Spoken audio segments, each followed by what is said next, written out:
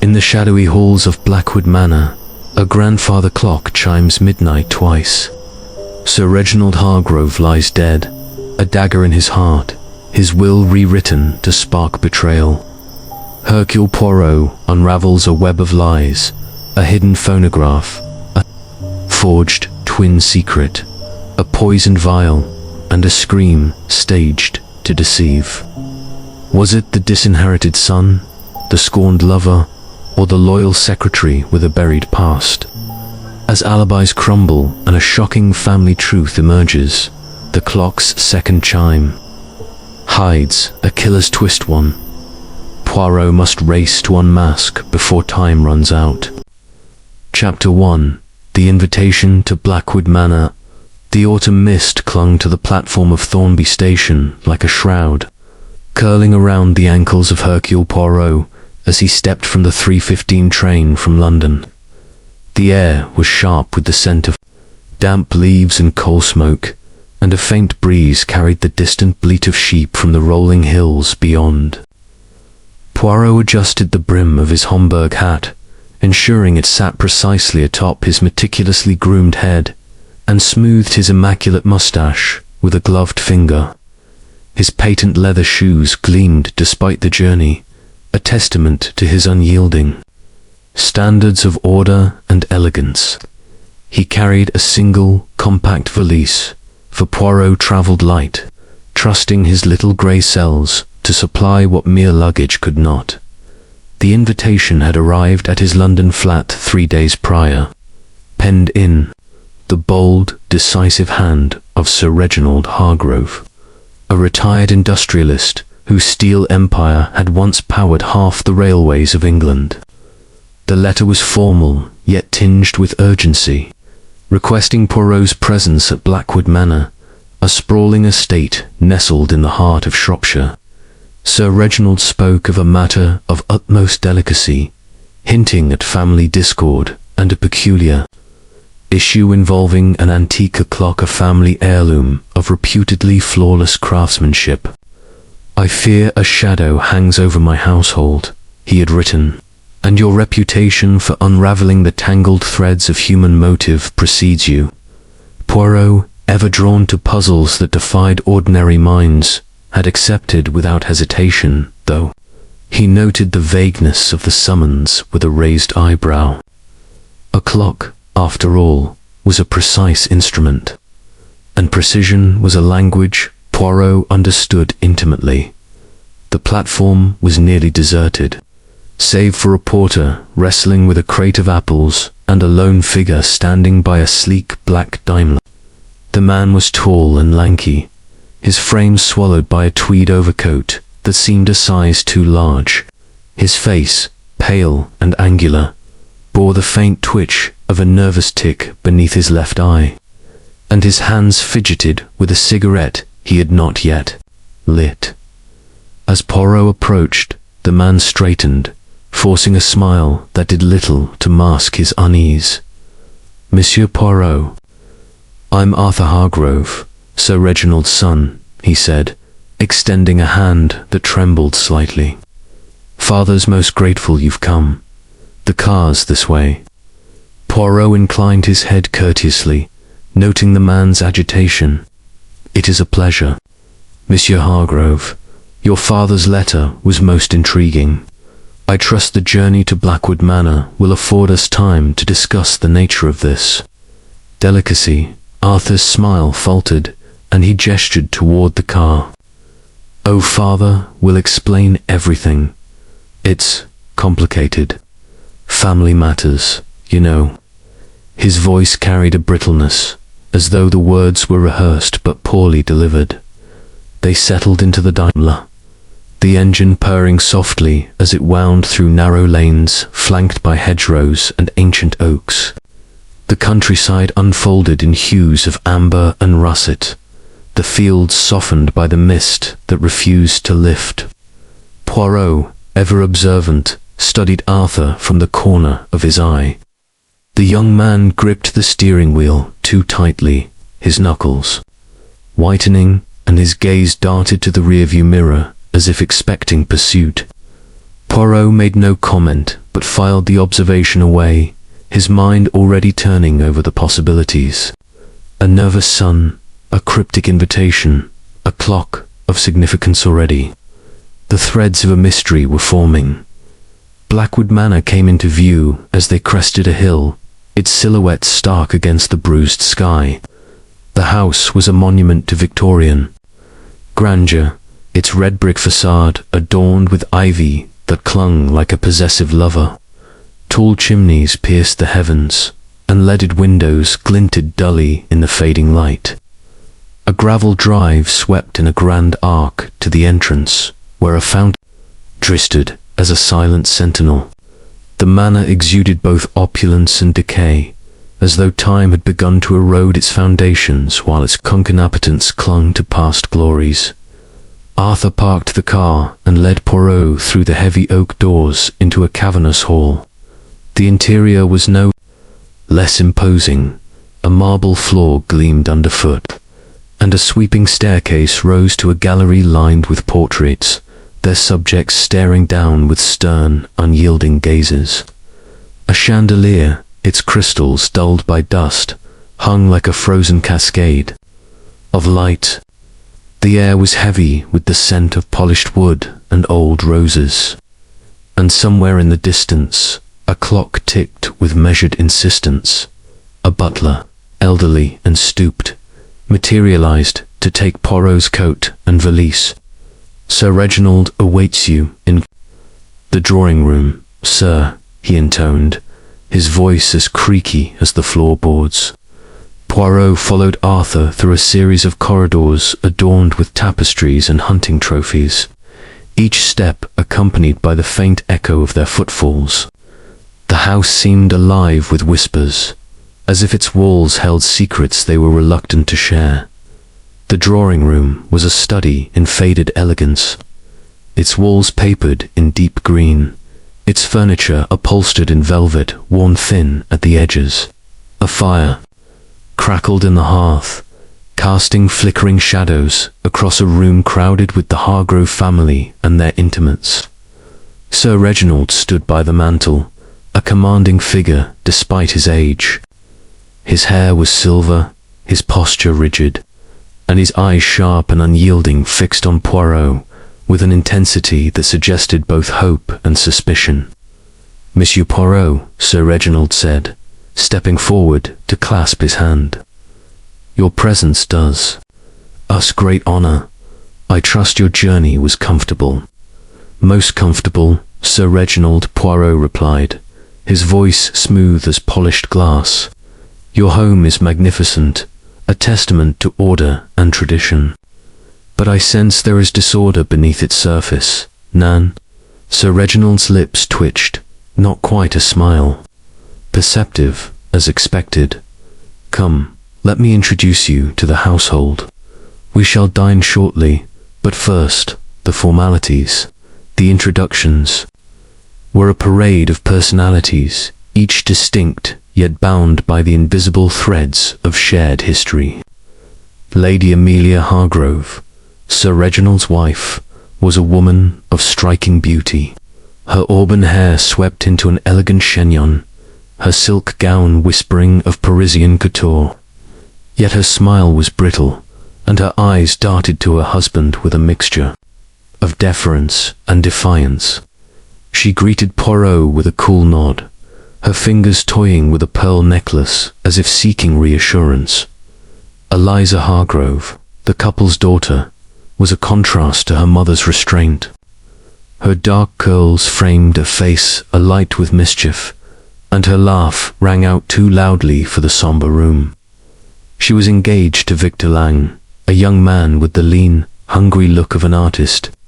His hair was disheveled, his suit ill-fitting, but his eyes burned with the quiet intensity that Poirot found intriguing. Eliza clung to his arm, defying the disapproving glances of her family. Colonel Edmund Blakely, a friend of Sir Reginald's from his army days, was a bear of a man, his face ruddy from years of sun and whiskey, His booming voice filled the room as he recounted a tale of a tiger hunt in India, but his eyes never strayed far from Lady Amelia. Miss Clara Fenton, Sir Reginald's secretary, was a study in efficiency, her spectacles glinting as she took notes even during casual conversation. Her plain dress and severe bun belied a sharpness that Poirot noted with interest. Finally, there was Dr. Harlan Thorpe, the family physician, a slight man with a nervous habit of checking his pocket watch. His greying hair and stooped shoulders suggested a life of quiet service, but his eyes were wary, as if guarding a secret. Poirot, with his knack for reading the unspoken, sensed tensions weaving through the group like threads in a tapestry, alliances and unspoken fears. Dinner was announced, and the party adjourned to a dining room dominated by a mahogany table set with silver and crystal. The meal was lavish roast pheasant, creamed potatoes, and a claret of exceptional vintage, but the atmosphere was strained. Arthur spoke little, his fork pushing food around his plate. Eliza and Victor exchanged whispered jests, earning a sharp glance from Lady Amelia. Colonel Blakely dominated the conversation with tales of military exploits, while Miss Fenton listened with an intensity that suggested she was cataloguing every word. Dr. Thorpe ate sparingly, his watch ticking audibly in the silences between exchanges. Sir Reginald, at the head of the table, turned the conversation to his prized possession, a grandfather clock in his study, crafted in 18th century France by a master horologist. "It is a marvel," he said, his voice warming with pride. "Its mechanism is flawless, its chimes as clear as a cathedral bell. It has kept time for my family for generations, never faltering. Yet recently, I feel it watches me, as if it knows something I do not." Poirot's interest sharpened. "A clock that watches, Sir Reginald. A most poetic notion. Perhaps it has a story to tell." "Perhaps," Sir Reginald replied, his tone darkening. "But there are stories in this house I'd rather not hear." He glanced at his family, and the table fell silent, the only sound the steady tick of a clock somewhere in the hall. As the meal concluded, Sir Reginald invited Poirot to the study to view the clock. The room was a sanctuary of dark wood and leather, its walls lined with books and ancestral portraits. The grandfather clock stood in a corner, its mahogany case gleaming under the lamplight. Its face was adorned with intricate carvings of celestial motifs, moons, stars, and comet siege detail, a testament to its craftsmanship. The pendulum swung with hypnotic precision, and Poirot felt a shiver, as if the clock indeed held a secret. "It is magnifique," he murmured, running a gloved finger along its edge. "A work of art, but also of science. Tell me, Sir Reginald, what troubles you about this instrument?" Sir Reginald hesitated, his eyes searching Poirot's. "It is not the clock itself, but what it represents. My family. There are divisions, jealousies. I plan to revise my will, and I fear it will stir unrest. This clock, it is a symbol of legacy, but also of time running out. I need your discernment, Poirot, to uncover what festers here before it is too late." Poirot nodded, his mind already racing. "Rest assured, mon ami Hercule Poirot will bring order to this chaos, but I must observe, listen, and think. The little grey cells, they are already at work." As they returned to the drawing room, the evening grew late, and the household began to disperse. Poirot lingered, his ears attuned to the undercurrents of conversation. He overheard Arthur muttering to Lady Amelia about debts, Eliza laughing with Victor in the garden, and Colonel Blakely sharing a brandy with Dr. Thorpe, their voices low and guarded. Miss Fenton, ever vigilant, slipped a note under Sir Reginald's door, her movements swift and silent. The hall clock chimed 11, its tone resonant and clear, echoing through the manor like a warning. Poirot retired to his guest room, a small but comfortable chamber overlooking the gardens. He stood at the window, gazing into the mist, his mind a whirl of impressions. A nervous sun, a cryptic clock, a family teetering on the edge of discord already. The pieces of the puzzle were forming, though their shape remained elusive. As he prepared for bed, Poirot's thoughts returned to the clock. Its steady tick seemed to follow him, a reminder that time was both ally and adversary. He sensed that Blackwood Manor held secrets as intricate as the clock's gears, and he was determined to uncover them. With a final glance at the moonlit gardens, he murmured to himself, "The clock ticks, but what does it count? That Mies Amos is the question." The night deepened, and Blackwood Manor settled into an uneasy silence, its secrets waiting to be unraveled by the singular mind of Hercule Poirot. Chapter 2. The Gathering Storm. The Daimler crunched to a halt on the gravel drive of Blackwood Manor, its engine sighing into silence as Arthur Hargrove switched it off with a jerky motion. Hercule Poirot emerged from the vehicle, his keen eyes immediately sweeping over the facade of the estate. The manor rose before him like a brooding giant, its Victorian architecture a blend of grandeur and gloom. Tall, mullioned windows stared out blankly, framed by thick curtains of ivy that clambered up the brickwork, their leaves rustling faintly in the evening breeze. The sky above was a canvas of deepening greys and purples, heavy clouds gathering as if in anticipation of some impending drama. A distant rumble of thunder echoed across the hills, underscoring the sense of foreboding that seemed to emanate from the very stones of the building. Arthur, still fidgeting with his unlit cigarette, led Poirot up the broad stone steps to the entrance. The massive oak door, studded with iron and carved with intricate motifs of heraldic beasts, swung open at their approach, revealing the elderly butler whose name, Poirot would learn, was Wilkins.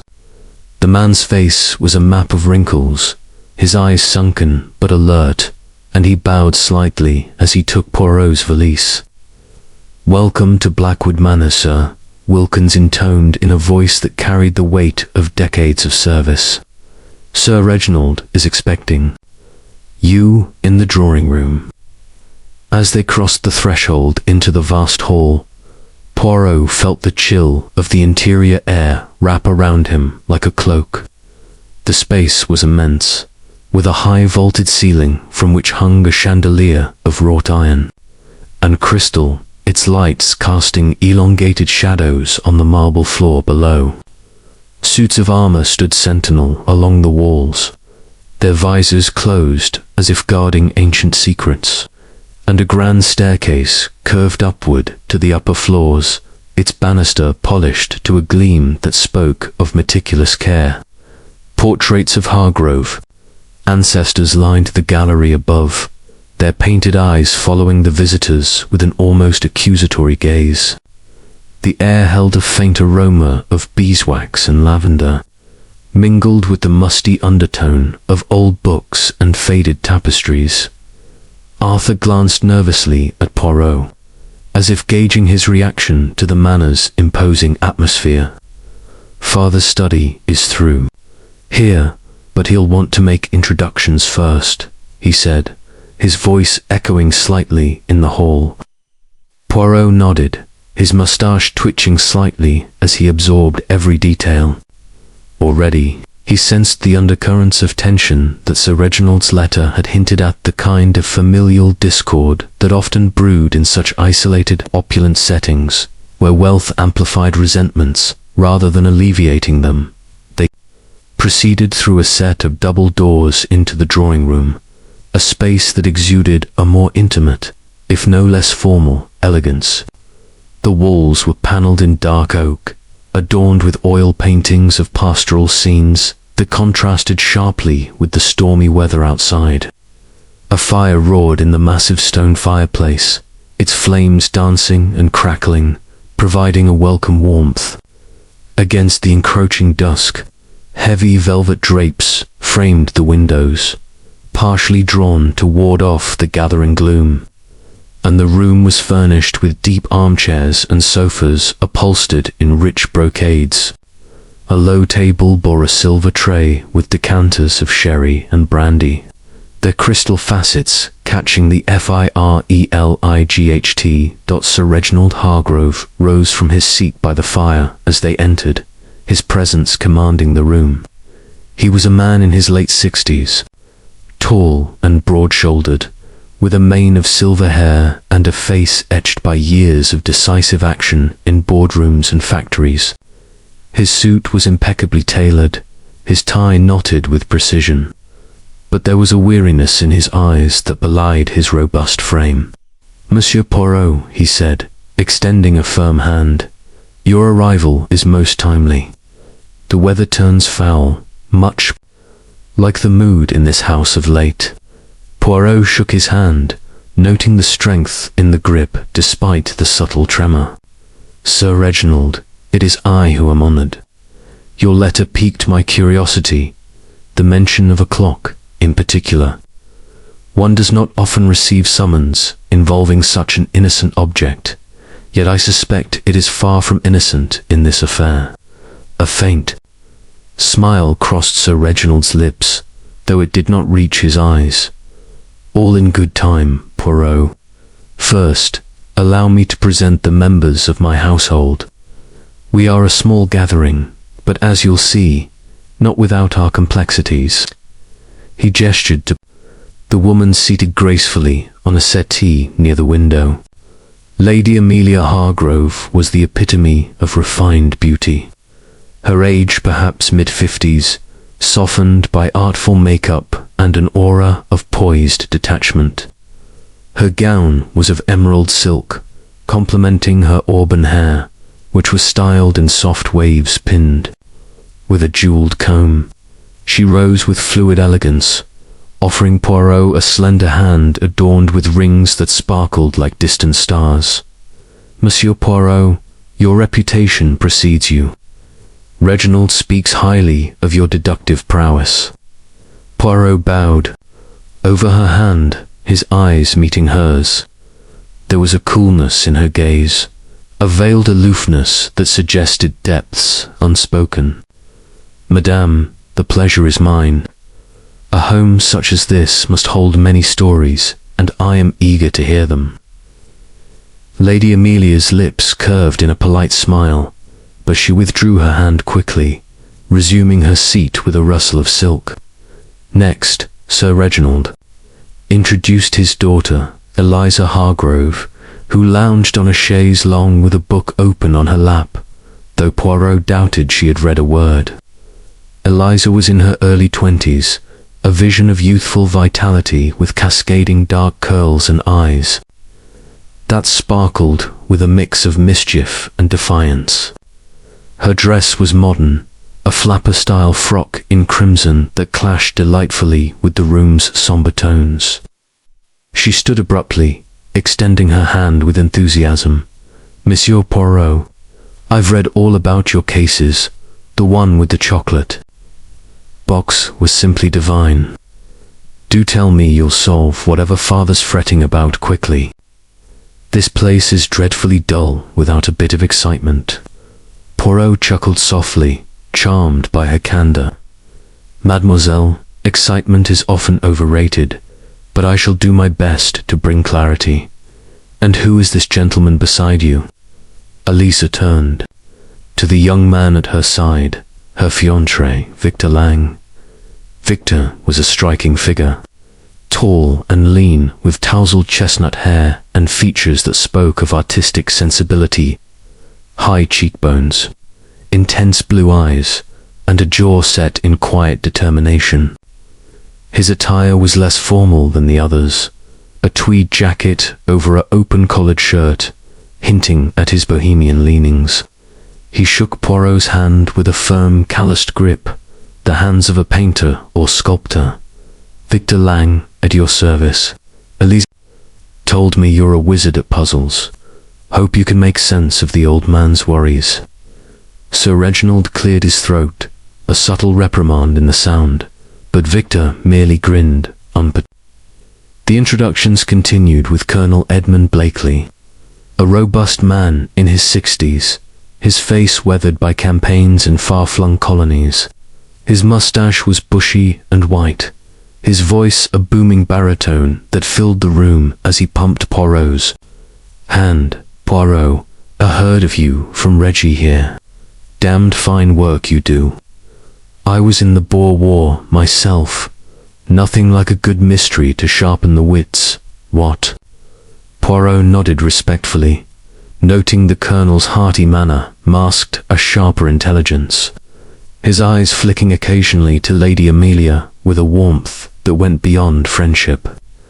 Miss Clara Fenton was next, Sir Reginald's secretary, a woman, in her late 30s, with a nonsense air. Her hair was pulled into a tight bun, her spectacles perched on a straight nose, and her dress was practical grey wool. She greeted Poirot with a crisp handshake, her voice efficient.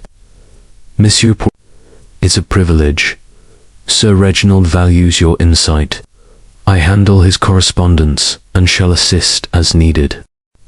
Finally, Dr. Harlan Thorpe, the family physician, was introduced. A slender man in his 50s, with greying temples and a perpetual furrow between his brows. He fidgeted with his gold pocket watch as he shook hands. Poirot, good to meet you. I'm here for the health of the family, though lately it's more nerves than ailments. With the introductions complete, Wilkins announced dinner, and the party moved to the dining room. This chamber was a showcase of opulence, with a long table of polished mahogany set for 8, silver candelabra casting a soft glow over fine china and crystal. The walls were hung with tapestries depicting medieval hunts, and a sideboard groaned under the weight of decanters and dishes. As they took their seats, Sir Reginald at the head, Lady Amelia at the foot, the others arranged in between. The storm outside intensified, rain beginning to patter against the windows like impatient fingers. The meal commenced with a clear consumption served by Wilkins with silent precision. Conversation flowed in fits and starts, laced with the undercurrents Poirot had anticipated. Arthur, seated to Poirot's left, spoke haltingly of his work in the family business, his eyes avoiding his father's. It's challenging times for steel, he muttered, with the economy as it is. Debts pile up faster than profits. Sir Reginald's fork paused midway to his mouth, his expression hardening. Debts, Arthur? Or is it your fondness for the card tables that's the real culprit? I've bailed you out one too many times. Arthur flushed, his tic more pronounced, and he busied himself with his soup. Eliza, across the table, rolled her eyes. Dramatically, oh father, leave Arthur be. Not everyone's cut out for ledgers and mills. Victor hears, an artist paints the most marvelous landscapes. He's exhibiting in London next month. Victor smiled modestly, but Colonel Blakely snorted. Artist, eh? Fine pursuit for a hobby, but a man needs a proper trade. In my day, we'd have shipped him off to the colonies to toughen up. Victor's eyes flashed, but Eliza interjected sharply. Victor's trade is his talent, Colonel, and father's approved the engagement, so that's that. Lady Amelia sipped her wine, her voice smooth as she changed the subject. Let's not squabble at table. Monsieur Poirot, tell us about your methods. How do you unravel these mysteries of yours? Poirot, savouring a spoonful of soup, leaned back slightly. Ah, madame, it is the little grey cells, the order and method. One observes the details others overlook. A glance, a word out of place, the tick of a clock that is not quite right. Sir Reginald nodded approvingly. Speaking of clocks, Poirot, mine in the study is a masterpiece. French, 18th century, never misses a beat. It's been in the family since my great-grandfather brought it back from Paris. The main course arrived roast beef with Yorkshire pudding, vegetables steamed to perfection, and the talk turned to lighter topics, though tensions simmered beneath. Dr. Thorpe mentioned a recent medical conference. Miss Fenton discussed Sir Reginald's upcoming business correspondence, and the Colonel regaled them with another war story. Yet Poirot noted the glances, Lady Amelia's subtle nod to the Colonel, Eliza's protective hand on Victor's arm, Arthur's sullen silence. As dessert-rich plum pudding was served, the storm raged fully, thunder clapping overhead. Sir Reginald raised his glass. To clarity, he toasted, his eyes on Poirot. May it come swiftly. The dinner concluded, and as the party rose, Poirot felt the gathering storm was not merely outside the windows, but within the hearts of those around the table. The night promised revelations, and his little grey cells were poised to capture them all. Chapter 3. The ominous tick-the storm that had threatened Blackwood Manor throughout the evening broke with full fury as Hercule Poirot retired to the drawing-room with the Hargrove family and their guests. Rain lashed the tall windows, the wind howling like a chorus of restless spirits, and the occasional flash of lightning illuminated the room in stark, fleeting clarity. The fire in the hearth crackled fitfully, casting long shadows that danced across the oak-panelled walls, where the pastoral paintings seemed to take on an eerie life of their own. Poirot, seated in a high-backed armchair, sipped a glass of port offered by Wilkins, the butler, his sharp eyes moving from face to face, cataloguing every gesture, every glance. Sir Reginald Hargrove stood by the fireplace, his silhouette imposing. Against the flickering flames, he held a cigar, unlit, twirling it between his fingers as he spoke, his voice carrying the weight of authority tempered by an undercurrent of unease. Monsieur Poirot, he began, addressing the room but clearly. Speaking for the detective's benefit, you've seen my household, met my family. You must sense the complexities here. I've called you to Blackwood Manor not merely for a social visit, but for a purpose I've yet to fully disclose. Poirot inclined his head, his moustache twitching slightly as he set his glass on the table beside him. Sir Reginald, the little grey cells, they are already at work. A house such as this, so grand, so steeped in history, it holds many secrets, Nan.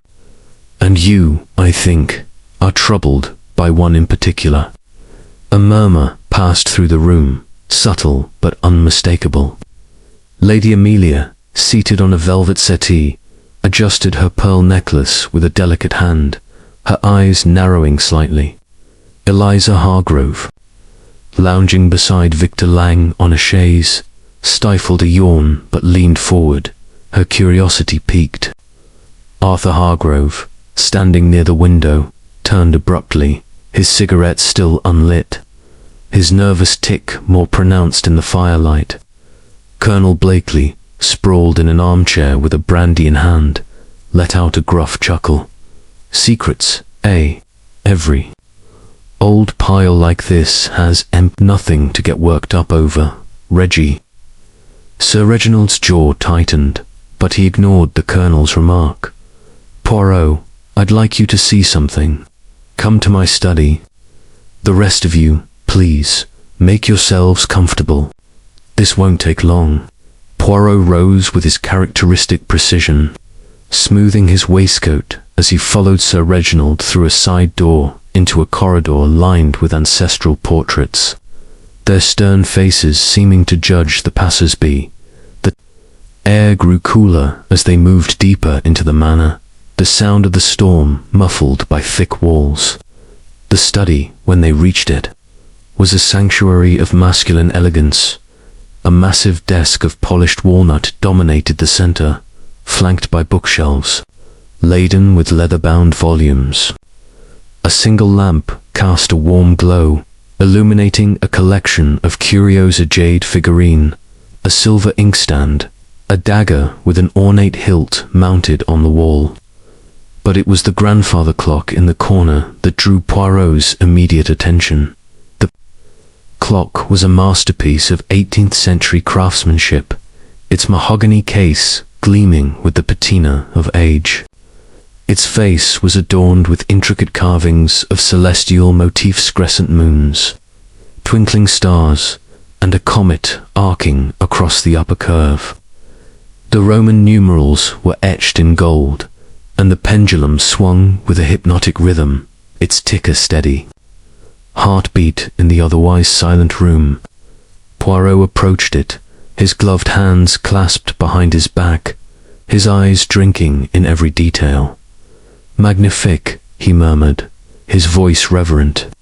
"A clock of such beauty, it is not merely an instrument of time, but a work of art."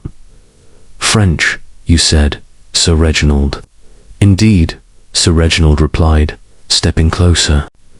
"Crafted by Jean-Paul Moreau in 1762. It's been in the Hargrove family for generations.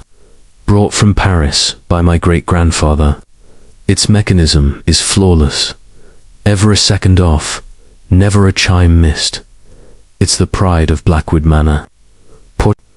Eyes narrowed as he studied the clock's face, noting the delicate hands poised at 9:30. "And yet, you spoke of unease, of a shadow. This clock, it plays a role in your concerns, does it not?" Sir Reginald hesitated, his fingers tightening around the cigar. He glanced toward the door, as if ensuring they were alone, then lowered his voice. "This clock, it's more than a timekeeper. Lately, I've felt it, watching me. Its chimes, so precise, seem to carry a warning. I know it sounds fanciful, Poirot, but I cannot shake the feeling that it knows something I do not. And with my plans to revise my will, I fear it's become a symbol of something darker." Poirot's moustache twitched, a sign his mind was racing. "A will, you say? A matter of inheritance often stirs the passions, Sir Reginald. Who stands to gain or lose by this revision?" Sir Reginald's face darkened. "That's the crux of it. Arthur, my son, has squandered much with his gambling. I've considered cutting his allowance, perhaps his share entirely. Eliza, my daughter, is headstrong, and her engagement to that artist, Victor Lang, troubles me. He's charming but penniless. Lady Amelia, well, she has her own interests, let's say, and there are others in this house who might resent my decisions." Poirot nodded, his expression unreadable. "And the clock, it stands as witness to these tensions. Tell me, has anything unusual occurred with it? A chime out of place, perhaps?" Sir Reginald frowned, as if weighing his words. "Not precisely, but last week, I thought I heard it chime an extra note at midnight, a faint echo, almost imperceptible. I checked the mechanism myself. It's perfect, yet the sound lingers in my mind, like a premonition." Poirot stepped closer to the clock, his fingers brushing the smooth wood. He examined the carvings, the weight of the pendulum, the faint gleam of the brass fittings. "A clock that speaks, Sir Reginald, is a clock that demands to be heard. I shall listen, and I shall observe." Their conversation was interrupted by a sharp knock at the door. Wilkins entered, his face impassive. "Sir, the family is gathered in the drawing-room, as you requested. Shall I serve coffee?" "Yes, Wilkins, thank you," Sir Reginald replied, then turned to Poirot. Join us, Poirot. I'll not keep you in the dark much longer, but I need to gauge the mood tonight. You'll see what I'm up against." They returned to the drawing room, where the atmosphere had shifted subtly. The storm's ferocity seemed to have seeped into the interactions, with voices sharper and glances more guarded. Eliza was arguing with Arthur near the fireplace, her tone playful but edged with irritation.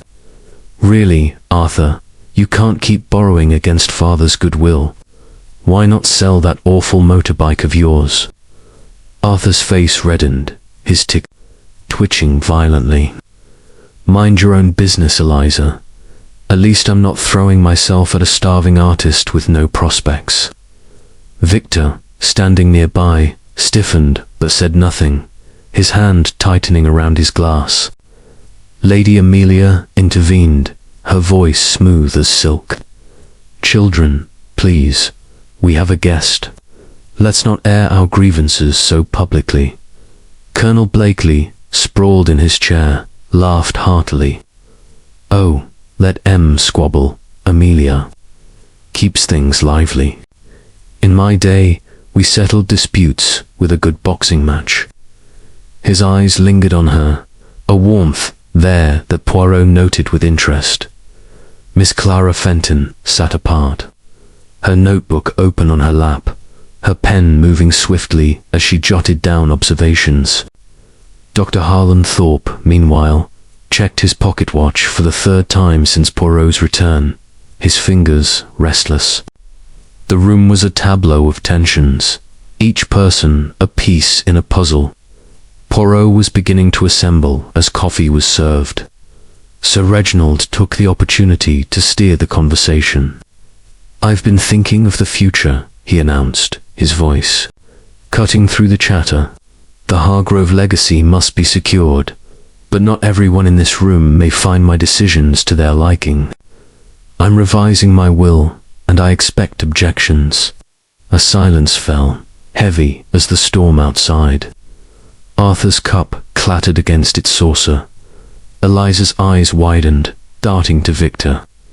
Lady Amelia's hand froze on her necklace.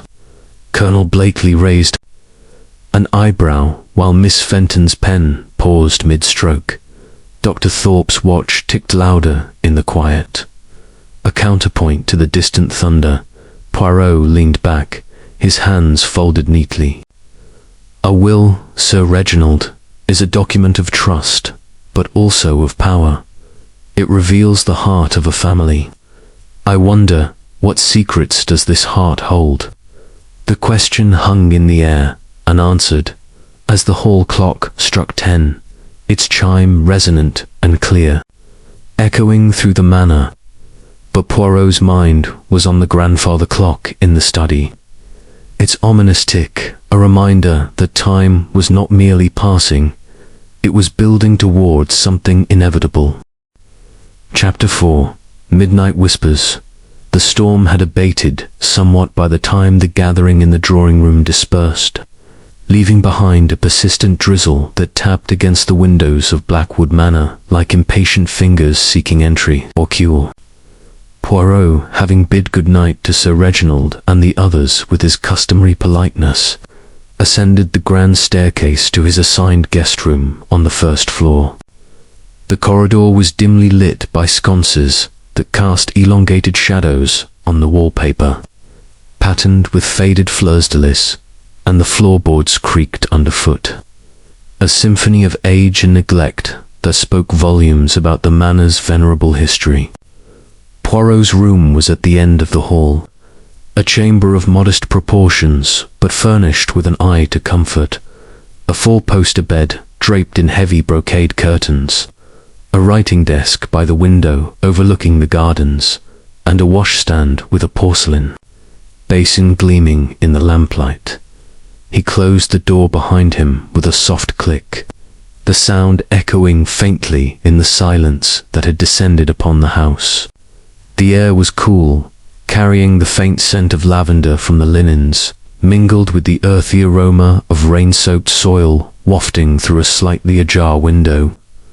Poirot removed his Homburg hat and placed it carefully on the hat stand, then shrugged off his coat, hanging it in the wardrobe with meticulous care. His patent leather shoes, still spotless despite the day's travels, were set neatly by the bed. Clad now in his waistcoat and trousers, he moved to the window, parting the curtains to gaze out into the night. The gardens below were shrouded in mist, the outlines of hedges and flower beds blurred, and beyond them, the dark shapes of trees swayed gently in the lingering wind. A flash of lightning, distant now, illuminated the scene momentarily, revealing the glistening paths and a solitary figure hurrying toward the house, perhaps a gardener securing the grounds, or something more intriguing. Poirot's mind, ever active, refused to settle. The events of the evening replayed in his thoughts like scenes from a meticulously directed play. Sir Reginald's revelations about the will, the subtle tensions among the family members, the ominous presence of the grandfather clock, all these elements formed a tapestry of intrigue that demanded unraveling. He paced the room slowly, his hands clasped behind his back, his mustache twitching as he pondered. The human heart, he murmured to himself in French, it beats not only with blood but with secrets, and in this house the secrets whisper loudly. Unable to succumb to sleep, Poirot decided a brief exploration might aid his reflections. He slipped quietly from his room, the door opening without a sound thanks to wheel-oiled hinges, and ventured into the corridor. The house was not entirely silent. Faint noises drifted from below. The clink of glass, a muffled voice, the creak of a door. Descending the staircase with cat-like stealth, Poirot paused on the landing, his ears attuned to the whispers of the night. The hall clock, a smaller but no less precise instrument than the one in the study, ticked steadily, its hands approaching 11. He moved toward the drawing room, where embers still glowed in the fireplace, but found it empty, the chairs pushed back haphazardly, as if the occupants had departed in haste. A low murmur of voices drew him toward the library, adjacent to the study. The door was slightly ajar, a sliver of light spilling into the hall. Poirot approached cautiously, positioning himself where he could overhear without being seen. Inside, Lady Amelia Hargrove's voice, usually so composed, carried a note of urgency. "Arthur, you must see reason. Your father's patience is wearing thin. These debts of yours, they could ruin us all." Arthur's response was defensive, laced with frustration. "Mother, it's not as bad as it seems. A few unlucky hands at the club, that's all. If father would just advance me a bit more from the trust... Lady." Amelia sighed, a sound heavy with exasperation. "The trust is nearly depleted, thanks to your unlucky hands. And with this will revision looming, you risk being cut off entirely. Think of your future, Arthur, or at least think of mine." There was a pause, during which Poirot imagined Arthur's nervous tic intensifying. "What do you mean, your future? Father's not ill, is he?" Dr. Thorpe said. "Dr. Thorpe says what he's paid to say," Lady Amelia interrupted sharply. "But Reginald's mind is set. He's suspicious, Arthur, of everyone, even me." The conversation trailed off as footsteps approached the door. Poirot melted into the shadows of a nearby alcove, concealed behind a suit of armor. Lady Amelia emerged, her face pale in the dim light, followed by Arthur, who lit a cigarette with shaking hands before heading toward the billiard room. Poirot waited until their footsteps faded, then emerged, his mind noting the implications: financial desperation, maternal concern bordering on conspiracy, and a hint of discord between husband and wife. Continuing his nocturnal wanderings, Poirot made his way toward the conservatory, a glass-enclosed extension at the rear of the manor filled with exotic plants and wicker furniture. The rain pattered softly on the roof, creating a rhythmic backdrop. Through the windows, he spied two figures in the garden beyond, Eliza Hargrove and Victor Lang, huddled under a shared umbrella near a stone bench. Their voices carried faintly through the glass, Eliza's pleading tone unmistakable. "Victor, darling, you must understand. Father's threats about the will they're just bluster. He adores me. He won't cut me off." Victor's reply was measured, his artist's sensibility evident in the poetic lilt of his words. "Eliza, my love, it's not the money that worries me. It's the way he looks at me as if I'm a fortune hunter. And tonight, with Poirot here, it feels like Judgment Day has arrived early." Eliza laughed softly, but there was no mirth in it. "Poirot, he's just a funny little man with a moustache. Father probably invited him to scare us all straight. But Victor, promise me you'll stay patient. Once we're married, everything will change." They embraced, the umbrella tilting precariously, and Poirot averted his eyes, respecting their intimacy while filing away the details. Eliza's defiance, Victor's insecurity, and the underlying fear of disinheritance that bound them. Retracing his steps, Poirot passed the study, where the grandfather clock's tick was audible even through the closed door, a steady, ominous pulse that seemed to synchronize with his own heartbeat. He paused, considering entering to examine it further, but decided against it. Sir Reginald might still be awake, poring over his will. Instead, he moved toward the servants' quarters, but a sound from the drawing room diverted him. Peering in, he saw Colonel Edmund Blakely and Dr. Harlan Thorpe sharing a late-night brandy by the dying fire. The Colonel's booming voice was subdued, conspiratorial. "Thorpe, old chap, Reggie's on about that clock again. Thinks it's haunted or some rot. But you and I know better. It's the family that's the real spectre." Dr. Thorpe fidgeted with his pocket watch, a habit Poirot had noted earlier. "Indeed, Colonel, Sir Reginald's health is sound, but his mind, the stresses of business, the family squabbles. I've prescribed a tonic, but he refuses it." Blakely chuckled, a low rumble. "Tonic? He'd do better with a stiff drink. But mark my words, if he changes that will, there'll be hell to pay. Arthur's a fool, Eliza's a firebrand, and Amelia, ...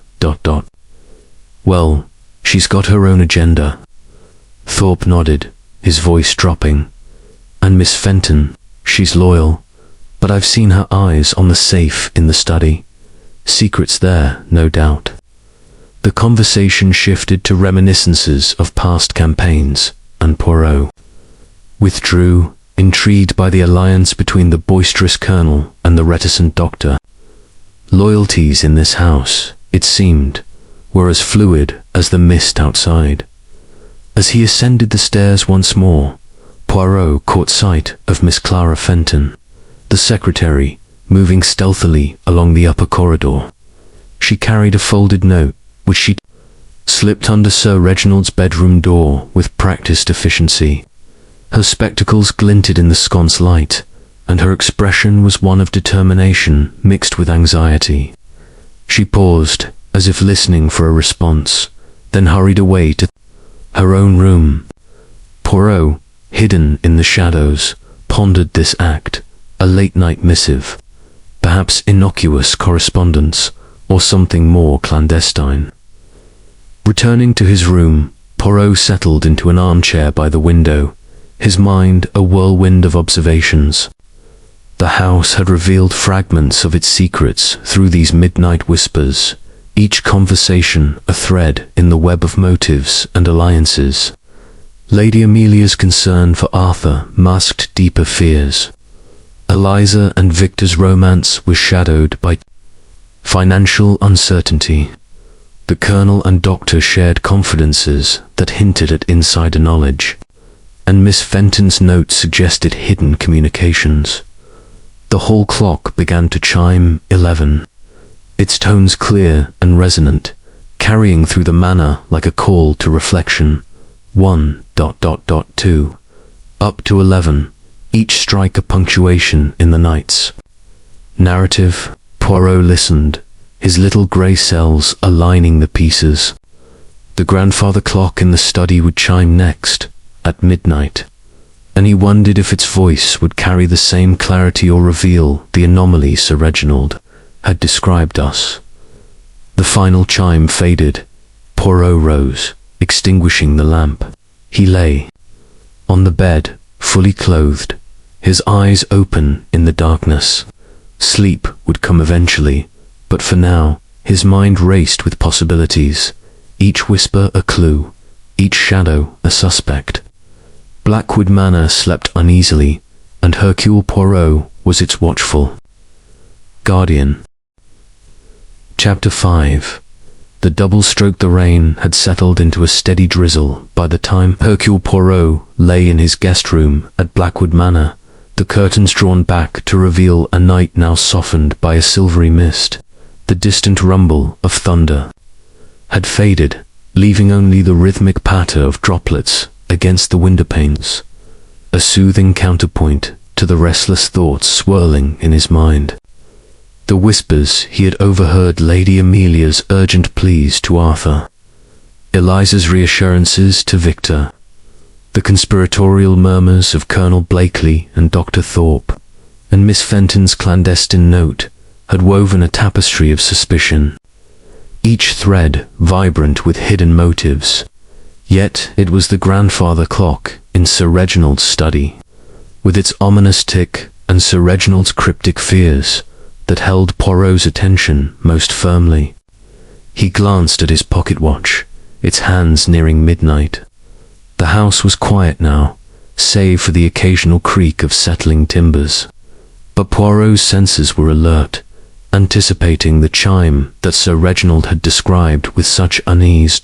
As the minutes ticked closer to 12, Poirot rose, unable to remain still. He slipped into his dressing gown, a silk garment of impeccable cut, naturally, and stepped into the corridor, moving with the silent grace of a cat. The sconces had been dimmed, casting long shadows that flickered like spectres along the walls. He descended the staircase, his footsteps muffled on the thick runner, drawn toward the study where the grandfather clock stood, sentinel.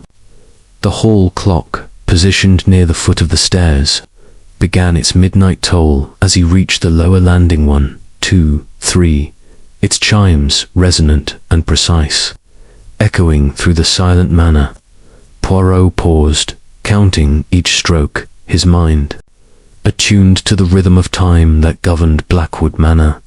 He reached the study door, its heavy oak unyielding under his gentle push. It was unlocked, a fact that struck him as curious, given Sir Reginald's guarded demeanour. Inside the room was bathed in the soft glow of a single lamp on the desk, its light glinting off the polished mahogany of the grandfather clock. The clock's pendulum swung steadily, its ticker metronome in the stillness. Poirot approached, his eyes tracing the celestial carvings, moons and stars that seemed to pulse with hidden meaning. The hand stood poised at 1 minute to 12, and he waited, his breath measured, his little grey cells poised for revelation. The clock began to chime, its first stroke deep and resonant, reverberating through the study. 1, 2, 3, up to 12, each note clear and solemn, marking the midnight hour. But then, impossibly, as the final echo faded, the clock struck again, a second set of 12 chimes, identical in tone but overlapping with an eerie dissonance, as if two clocks sounded in unison yet out of sync. Poirot's eyes widened, his moustache twitching with excitement. "Mon Dieu," he whispered, "the double stroke. Sir Reginald spoke truly. Before he could examine the clock further, a scream shattered the silence, a high, piercing cry that cut through the manor like a blade. It came from within the study itself, and Poirot spun toward the desk. There, slumped in the high-backed chair, was Sir Reginald Hargrove, his face ashen, his eyes staring blankly at the ceiling. A dagger, its hilt ornate and familiar from the study wall, protruded from his chest, a dark stain spreading across his white shirt front. The ledger before him, open to a page of handwritten notes, was spattered with blood. Poirot's gaze darted around the room. The window was slightly ajar, admitting a damp breeze. A faint whiff of cigar smoke lingered, odd given Sir Reginald's known aversion to tobacco, and the clock's hands remained frozen at 12, as if time itself had paused to witness the tragedy. Footsteps pounded in the corridor, and the household burst into the study, their faces a gallery of shock and horror. Lady Amelia, in a silk dressing gown, clutched her throat, her scream still echoing in her wide eyes. "Reginald," she gasped, swaying as if she might faint. Arthur stood frozen, his cigarette falling unlit to the floor, his tick twitching violently. Eliza clung to Victor Lang, her face buried in his shoulder, while Victor's eyes, sharp and assessing, scanned the scene. Colonel Blakely, his nightshirt tucked hastily into trousers, bellowed, "Good God, what's happened here?" Miss Clara Fenton, spectacles askew, hovered at the edge of the group, her notebook clutched tightly.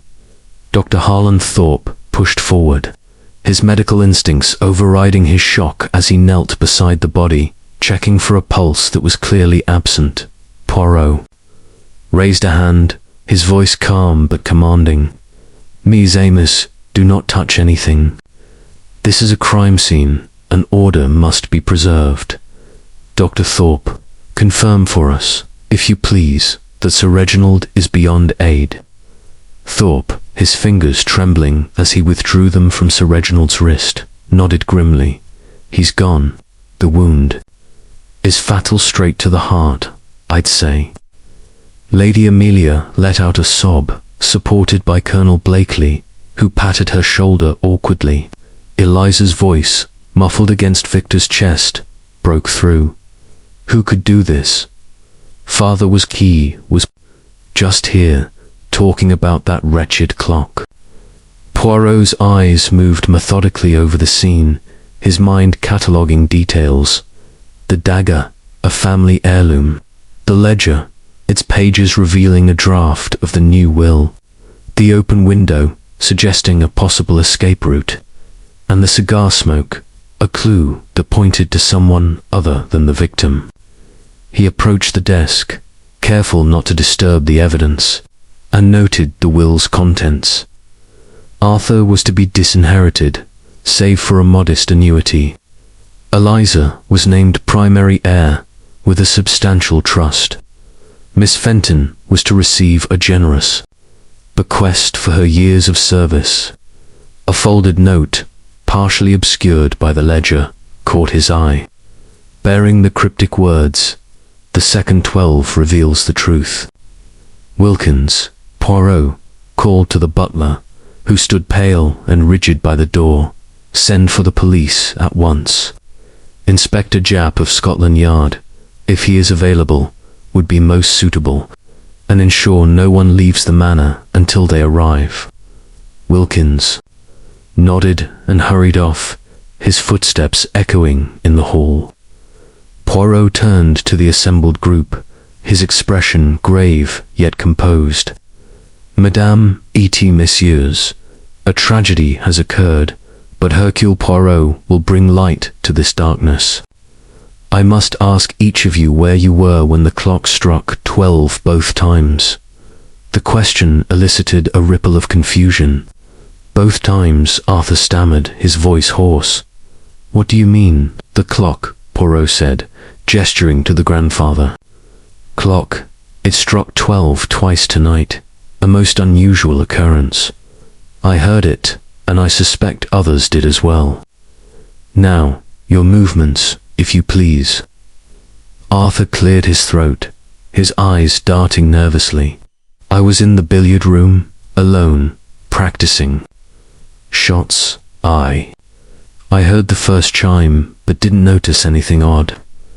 Lady Amelia, her voice trembling, said, 'I retired early with a headache. I was in my room, reading, when I heard the scream. I came at once.'" Eliza lifted her head, her eyes red. "Victor and I were in the garden, stargazing under the eaves to stay dry. We heard the first chime, then the scream, and ran inside." Victor nodded, his jaw tight. "That's right. We were together the whole time."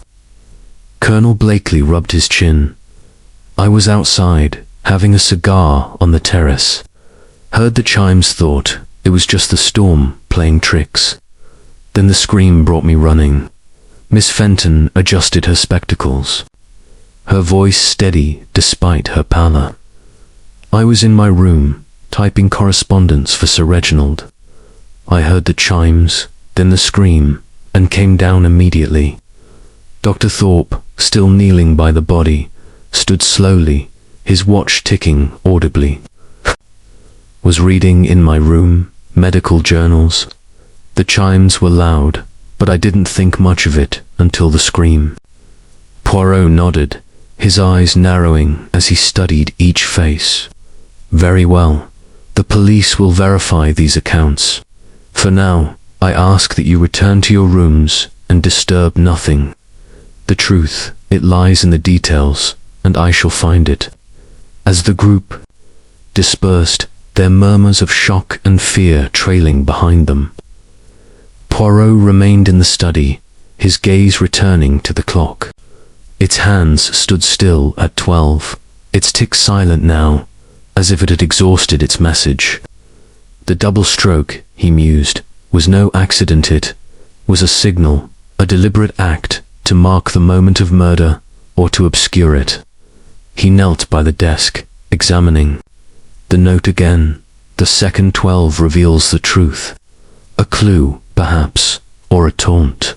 The room held its secrets tightly, but Poirot's little grey cells were already at work, piecing together the fragments of this grim puzzle. The night was far from over, and the clock, he sensed, had more to tell. Chapter 6. The initial inquiry. The first faint light of dawn crept through the mullioned windows of Blackwood Manor, casting a pallid glow over the study where Sir Reginald Hargrove's body still lay, undisturbed save for the sheet Dr. Harland Thorpe had draped over it with professional detachment. Hercule Poirot stood by the desk, his figure silhouetted against the emerging day, his moustache impeccably groomed despite the sleepless night. The grandfather clock in the corner, its hands eternally frozen at 12, seemed to mock the chaos that had unfolded beneath its gaze. The air was thick with the metallic taints of blood and the lingering trace of cigar smoke, a scent that clashed with the room's usual aroma of polished leather and aged paper. Poirot's little grey cells were ablaze, piecing together the fragments of the tragedy, the double chime, the cryptic note, the alibis that hung like fragile threads in the web of suspicion. The sound of tires crunching on gravel announced the arrival of Inspector Japp from Scotland Yard, summoned by Wilkins in the dead of night. Japp, a sturdy man with a nonsense air and a penchant for cigars, burst into the study, his overcoat dripping rainwater onto the Persian rug. Behind him trailed a constable, notebook in hand, and a police surgeon, his bag clutched tightly. Japp's eyes narrowed as they fell on Poirot, a mixture of exasperation and reluctant respect crossing his face. "Poirot should have known you'd be mixed up in this. What's the story here? Another one of your fancy puzzles?" Poirot inclined his head, his voice calm and measured. "Inspector Japp, mon ami, it is indeed a puzzle most intricate. Sir Reginald Hargrove, stabbed in his own study at midnight, with a clock that strikes 12, not once, but twice. The household is in shock, and the motives, they swirl like the mist outside. Jap grunted, pulling out a cigar and lighting it despite the circumstances, adding fresh smoke to the room's atmosphere. Right, let's get to it. Constable, secure the scene. Doctor, examine the body. He turned to Poirot, lowering his voice. You've been poking around already, I suppose. Give me the lay of the land. Poirot gestured to the desk, where the ledger and note lay untouched. The victim was revising his will, disinheriting his son Arthur and favoring his daughter Eliza. The dagger is from the Walhera family heirloom. The window was ajar, suggesting perhaps an intruder, but the footprints outside lead nowhere. Definitive. And the clock, inspectorate, chimed twice at midnight. A phenomenon most unnatural. Jap puffed on his cigar, eyeing the clock skeptically. Clocks don't chime twice unless someone's tampered with them. We'll have a mechanic look at it now. The family, where are they? Gathered in the drawing room, under Wilkins' watchful eye, Poirot replied, I have taken preliminary statements, but your official inquiry will reveal more. Jap nodded, motioning for Poirot to follow as they moved to the drawing room. The household sat in tense silence, the fire from the previous evening reduced to glowing embers. Lady Amelia, her face pale and drawn, sipped tea from a delicate cup, her hands steady despite the ordeal. Arthur paced near the window, his tic more pronounced, a fresh cigarette smouldering between his fingers. Eliza huddled with Victor Lang on the settee, her eyes red from crying, while Victor's arm round her shoulders offered silent comfort. Colonel Edmund Blakely stood by the mantel, his robust frame seeming diminished, a brandy glass in hand even at this early hour.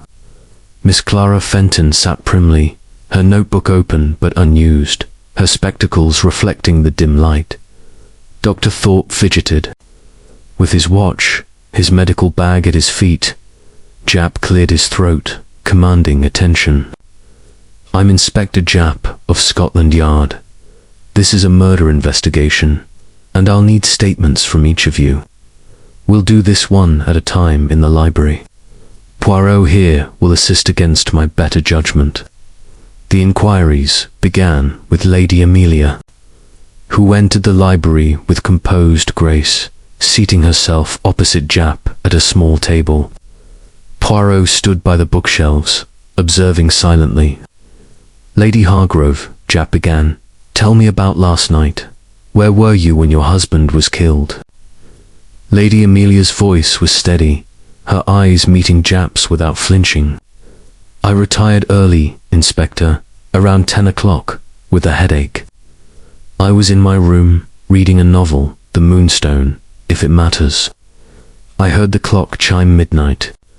Then a second set of chimes, which struck me as odd, but I dismissed it as the storm.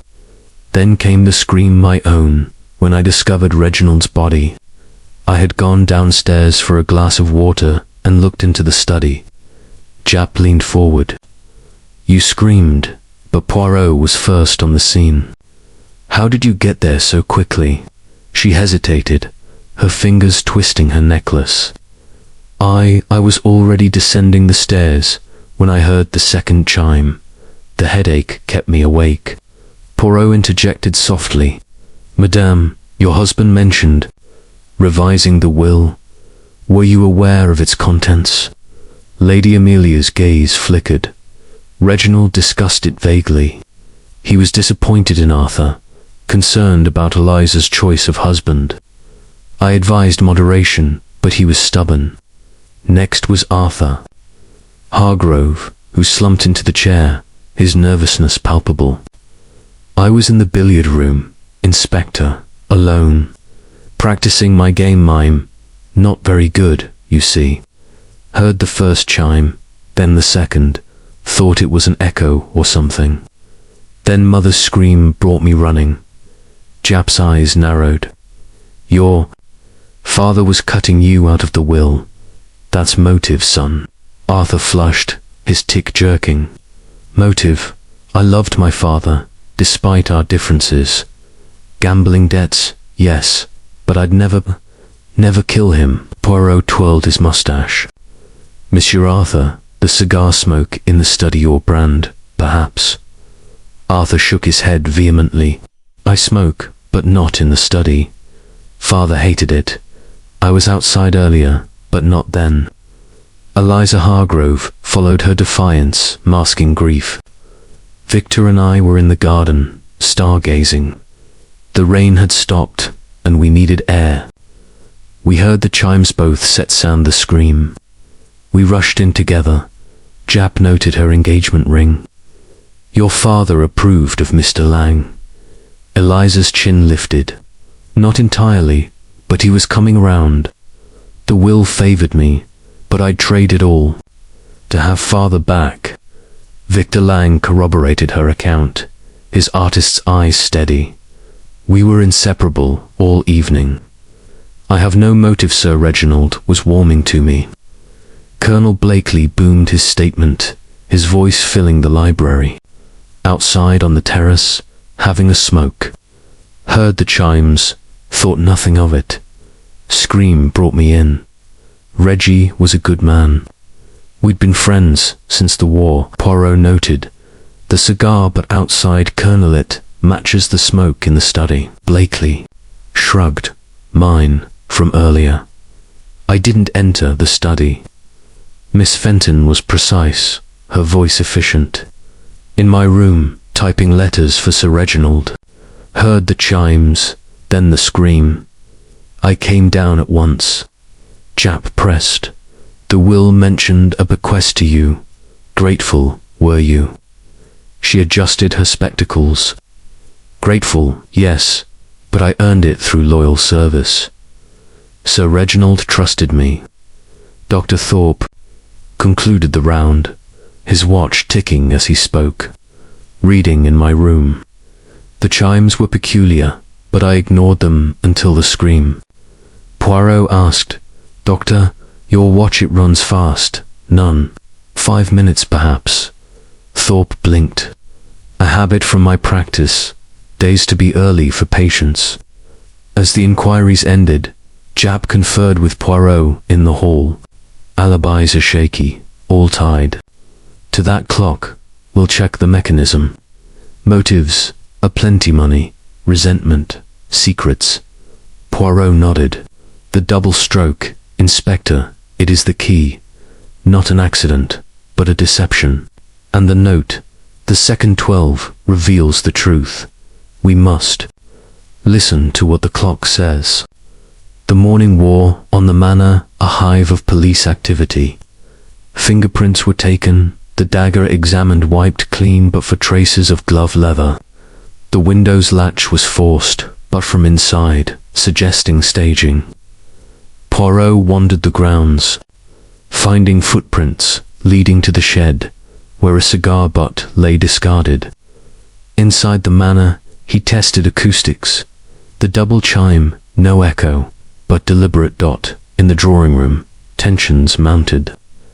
Arthur accused Victor of opportunism. Eliza defended. Fiercely, Lady Amelia fainted theatrically. Dr. Thorpe administering a sedative. Miss Fenton confessed privately to Poirot. Sir Reginald feared blackmail over an old affair. He confided in me. The Colonel, cornered about the cigar, insisted it was from earlier. Poirot pondered, his mind aligning clues. The initial inquiry had revealed cracks in the facades, and the truth, he knew, would emerge from the shadows. Chapter 7. Clues in the shadows. The morning sun struggled to pierce the heavy clouds shrouding Blackwood Manor, casting a wan grey light through the tall windows of the drawing room, where the household had gathered once more.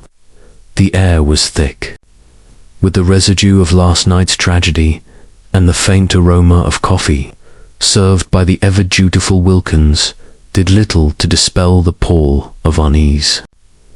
Hercule Poirot stood near the fireplace, his small, neat figure a stark contrast to the sprawling chaos of emotions around him.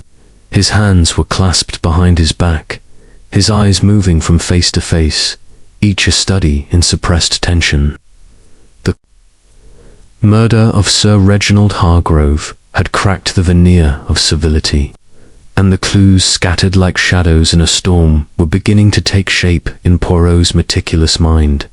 Inspector Japp, having concluded his initial inquiries, was now directing his constables to search the grounds and upper rooms, their heavy footsteps echoing through the manor's corridors. The study remained sealed, Sir Reginald's body removed by the police surgeon for a detailed autopsy, though Dr. Thorpe's preliminary assessment suggested death by a single, precise stab to the heart. Poirot had requested to remain in the manor, his presence a quiet assurance to Japp that no detail would escape scrutiny. The grandfather clock, its hands still frozen at 12, stood as a silent witness, its double chime a riddle that gnawed at Poirot's thoughts. Breakfast was a sombre affair, served in the dining room where last night's opulence now felt like a mockery. The long mahogany table was set with simple fair poached eggs, toast, and marmalade, but appetites were scarce. Lady Amelia Hargrove, her face pale beneath a layer of carefully applied powder, picked at her plate, her eyes darting nervously toward the door as if expecting Sir Reginald to stride in and resume his place. Arthur Hargrove sat slouched, his cigarette unlit, his tic more pronounced as he avoided his mother's gaze. Eliza Hargrove, her dark curls untamed, clung to Victor Lang's hand under the table, her defiance tempered by grief. Colonel Edmund Blakely, his robust demeanor subdued, sipped coffee with a scowl, while Miss Clara Fenton, spectacles glinting, buttered her toast with mechanical precision. Dr. Harlan Thorpe, his watch ticking audibly, ate sparingly, his fingers restless as he glanced at Lady Amelia. Poirot, seated at the table's end, observed the interplay with the intensity of a hawk. He sipped his coffee black, no sugar, as was his custom, and noted the silences that spoke louder than words. The conversation, when it occurred, was stilted, punctuated by bursts of accusation and denial. "It's monstrous," Eliza burst out, her voice sharp with emotion. "Father was fine yesterday, planning his will, and now this. Someone in this house is a murderer." Victor squeezed a hand, his voice low but firm. "Elisa, darling, don't accuse wildly. It could have been an outsider, those footprints by the shed, perhaps." Arthur snorted, his eyes flashing. "An outsider, convenient theory, Lang. Father was about to cut you out of the picture, wasn't he? No fortune for your precious art." Victor's jaw tightened, but before he could retort, Lady Amelia intervened, her tone icy. "Enough, Arthur. Your own recklessness gave Reginald ample reason to distrust you. Those gambling debts, you think he'd forgive them forever?" Arthur's face reddened, his tic jerking violently. "And you, mother, always whispering in father's ear, pushing your own agenda. Don't think I didn't notice." Colonel Blakely slammed his cup down, the porcelain rattling.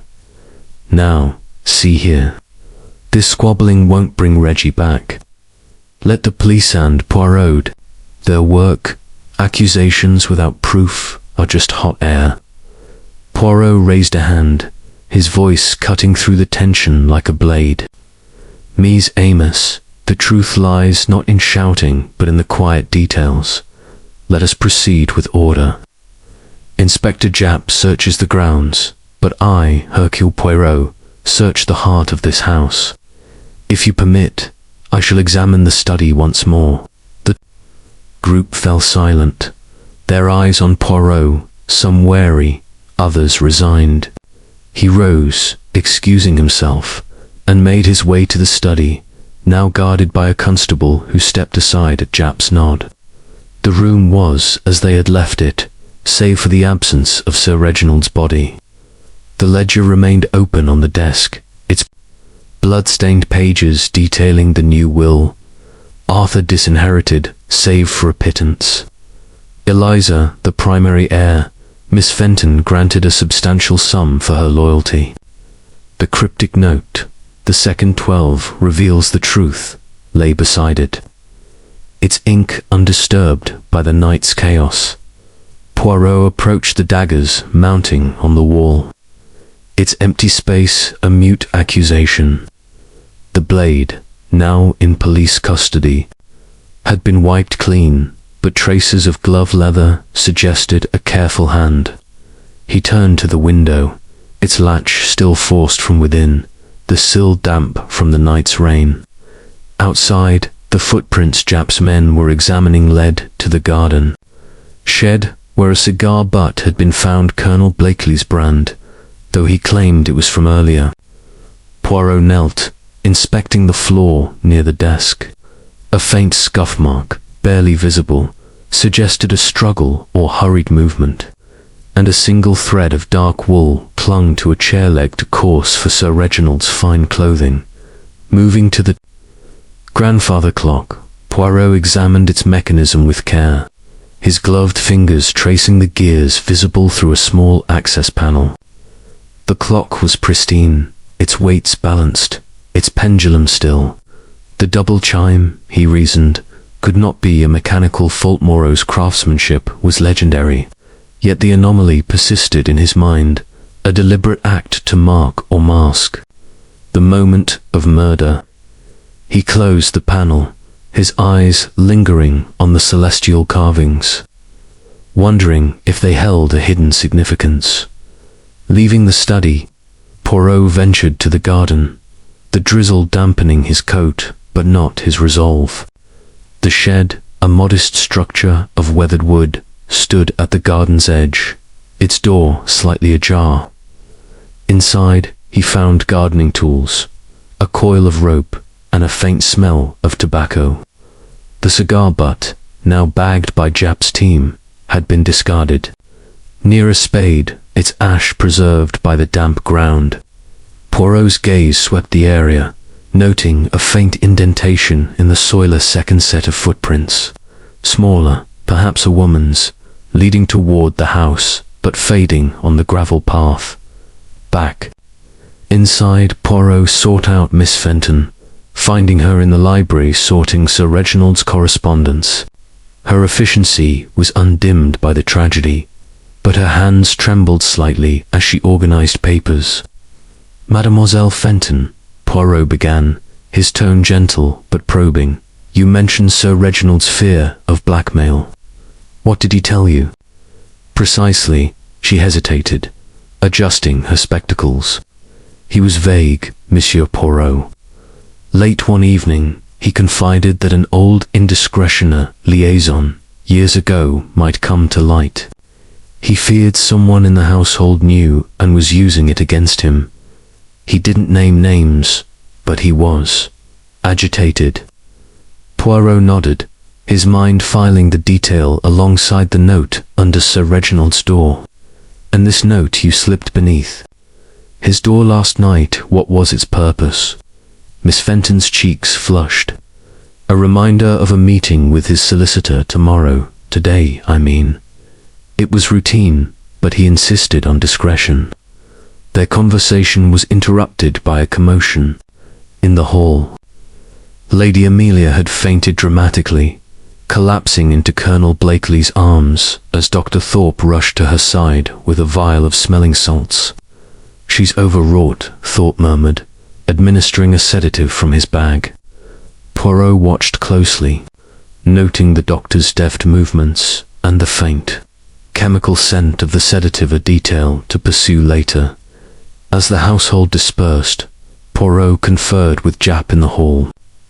The footprints, Poirot, Japp said. chewing his cigar. They're muddled by the rain, but the shed's a dead end. The cigar butts Blakely's, but he's sticking to his story. The dagger's clean, and the will's a motive for half. The house, Poirot's eyes gleamed. The double chime, Inspector, it is no accident. It marks a timeline, perhaps to confuse it. And the note, the second 12, it points to a truth hidden in plain sight. Jap grunted. You and your riddles. I'm betting on Arthur those debts, scream motive. But I'll keep an eye on that artist, Lang too. Poirot smiled faintly. Suspect all, Inspector, but trust the little grey cells. The shadows hold. Clues, and I shall find them. As Jap returned to his men, Poirot lingered, his gaze drawn to the hall clock. Its steady tick a reminder that time was both ally and adversary. The manor secrets were deepening, but the truth, he knew, was beginning to emerge from the shadows. Chapter 8. Suspicions. Mounts the morning at Blackwood Manor unfolded under a sky bruised with clouds. The drizzle of the previous night giving way to a damp, oppressive stillness that seemed to seep into the very walls of the house. The dining room, where the household gathered for a late breakfast, was a tableau of strained civility, the clink of cutlery against porcelain the only sound breaking the heavy silence. Hercule Poirot, seated at the far end of the mahogany table, sipped his café noir with measured precision, his eyes moving from one face to another, each a mask concealing its own secrets. The murder of Sir Reginald Hargrove had cast a shadow over the manor, and the clues unearthed thus far, the double chime of the grandfather clock, the blood-stained ledger, the cryptic note, the cigar smoke were like pieces of a mosaic, their patterns still elusive but tantalizingly close to revelation. Inspector Jap had taken temporary command of the library, turning it into a makeshift headquarters for his investigation. His constables moved through the manor with purposeful strides, dusting for fingerprints and cataloguing evidence, while the police surgeon's preliminary report confirmed Sir Reginald's death at approximately 11:45 p.m., a detail that sharpened Poirot's focus on the mysterious double chime. The household, under Jap's orders, was confined to the main rooms, their movements restricted to prevent tampering with the crime scene. Yet the air crackled with unspoken accusations, each glance and gesture a potential clue in Poirot's meticulous scrutiny. The breakfast table was a microcosm of the manor's tensions. Lady Amelia Hargrove, her composure regained after her dramatic faint, sat with regal poise, her fork delicately spearing a piece of fruit, though her eyes betrayed a flicker of unease whenever they met Arthur's. Arthur Hargrove slouched in his chair, lit a cigarette with trembling hands, the smoke curling upward like a ghost of his father's disapproval. Eliza Hargrove, her dark curls pinned haphazardly, leaned close to Victor Lang, whispering fiercely, her defiance a shield against her grief. Victor's artist's eyes were watchful, his hand resting protectively on Eliza's arm, though his jaw tightened at Arthur's sullen glares. Colonel Edmund Blakely, his robust frame filling his chair, chewed his toast with exaggerated vigor, his booming voice silent for once, while Miss Clara Fenton, spectacles glinting, cut her bacon with surgical precision, her notebook tucked beside her plate. Dr. Harlan Thorpe, his pocket watch ticking relentlessly, sipped tea, his gaze darting nervously to Lady Amelia, as if gauging her condition after the sedative he had administered. Poirot broke the silence, his voice smooth and deliberate. Mies Amos, the tragedy of last night weighs heavily, but the truth, it hides in the shadows of our actions. I wonder, has anyone recalled a detail, perhaps overlooked, from the moment of the double chime. Arthur's cigarette paused mid-air, his tick twitching violently. Double chime. You keep harping on that, Poirot. It was probably just the storm, echoing or something. I was in the billiard room, like I said. Eliza's eyes flashed. Oh, Arthur, stop pretending you're innocent. Father was going to cut you off, and you know it. You were skulking about, probably plotting something. Plotting, Arthur snapped, his face reddening. Look at your precious Victor. Father thought he was a gold digger, sniffing after your inheritance. Maybe he got tired of waiting. Victor rose halfway from his chair, his voice low and dangerous. Watch your tongue, Hargrove. I loved Sir Reginald like a father. Eliza and I were together all night and like you, alone with your billiard balls and your debts. Lady Amelia's cup clattered against its saucer. Enough, this bickering is unseemly. Reginald is dead, and you tear at each other like vultures. Monsieur Poirot, please, find the truth before this family destroys itself. Colonel Blakely grunted, wiping his mouth with a napkin. Amelia's right. Let the little man do his work. But I'll say this cigar smoke in the study doesn't mean much. I smoked on the terrace, as I told you, could have blown in through that open window. Poirot's moustache twitched, a sign his mind was racing. Mercy, Colonel, for the reminder. The smoke, it is a detail most curious, given Sir Reginald's aversion. And you, Dr. Thorpe, your sedative for Lady Amelia. Scent was distinct. A chemical note, perhaps. Thorpe blinked, his fingers tightening on his watch. Standard smelling salts, Monsieur Poirot, followed by a mild sedative. Nothing unusual. Lady Amelia was in distress. Miss Fenton, who had been silent, spoke. Up, her voice crisp. If I may, Monsieur Poirot, Sir Reginald was meticulous about his study. No one smoked there. The cigar smell is significant. Poirot nodded, his eyes gleaming with approval. Mademoiselle Fenton, your observation is noted. Now, if you will excuse me, I must confer with Inspector Japp. He left the dining room, the weight of their stares following him, and found Japp in the library, poring over a sketch of the study's layout. The inspector looked up, his cigar smouldering in an ashtray. Poirot, we've got fingerprints on the daggers. Hilton on clear enough to identify. Just smudges, and that glove leather trace. The window latch was forced from inside, no doubt. About it. And the clock's mechanism or mechanic says it's perfect.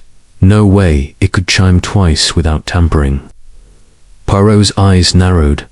Tampering, Inspector, but not mechanical. The double chime, it is a deception, perhaps to mislead us about the time of death. The autopsy places it at 11:45, yet the scream and second chime came at midnight. Someone wished to create confusion. Japp scratched his chin. Arthur's my bet. Those debts, and his father's will, cutting him out, classic motive. But that Lang fellow's too smooth for my liking. Poirot smiled faintly. Suspect. All, mon ami, but assume nothing. I wish to examine the study again, with your permission. They returned to the study, where the constable stood guard. The room felt colder now, the absence of Sir Reginald's presence palpable. Poirot knelt by the desk, examining the scuff mark he had noted earlier.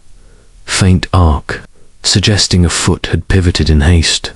He lifted the ledger, its bloodstains dry and dark, and reread the note. The second 12 reveals the truth.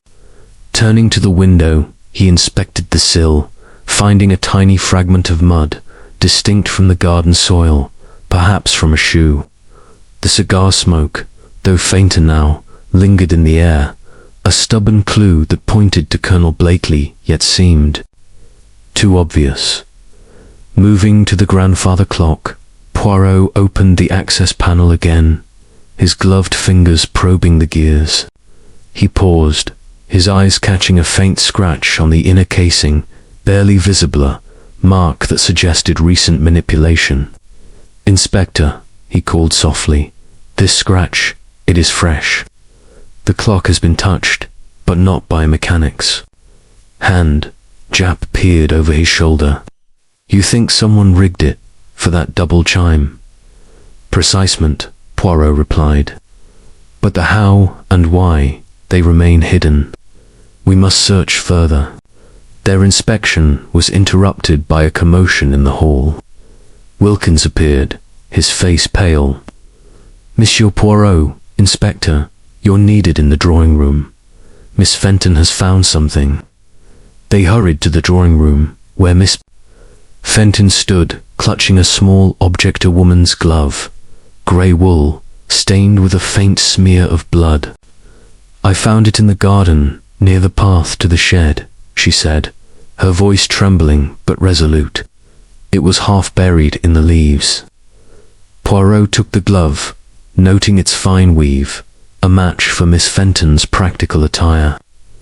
"Mademoiselle, this is yours, Nan." She nodded, her cheeks flushing. "Yes, but I lost it days ago. I swear I didn't. I wouldn't." Jap seized the glove, his eyes narrowing. "Blood on it, and it's yours." "That's a bit convenient, Miss Fenton." Poirot raised a hand. "Patience, Inspector.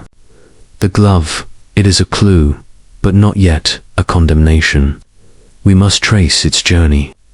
As Jap bagged the glove for evidence, Poirot's mind raced. The glove, the cigar, the scratch on the clock, the note all pointed to a web of deception.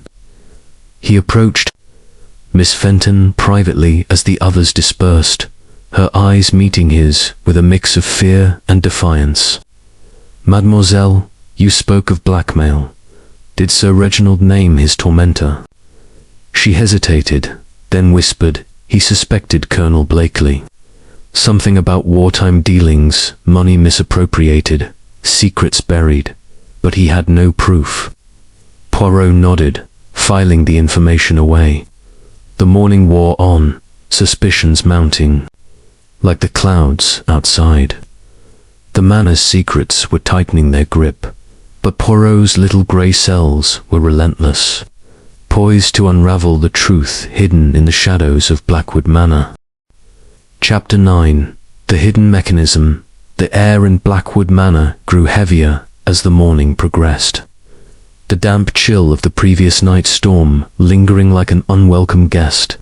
The drawing room, where the household had retreated after breakfast, was a cauldron of barely suppressed tension, the clink of teacups and the rustle of newspapers serving as fragile barriers against the weight of Sir Reginald Hargrove's murder.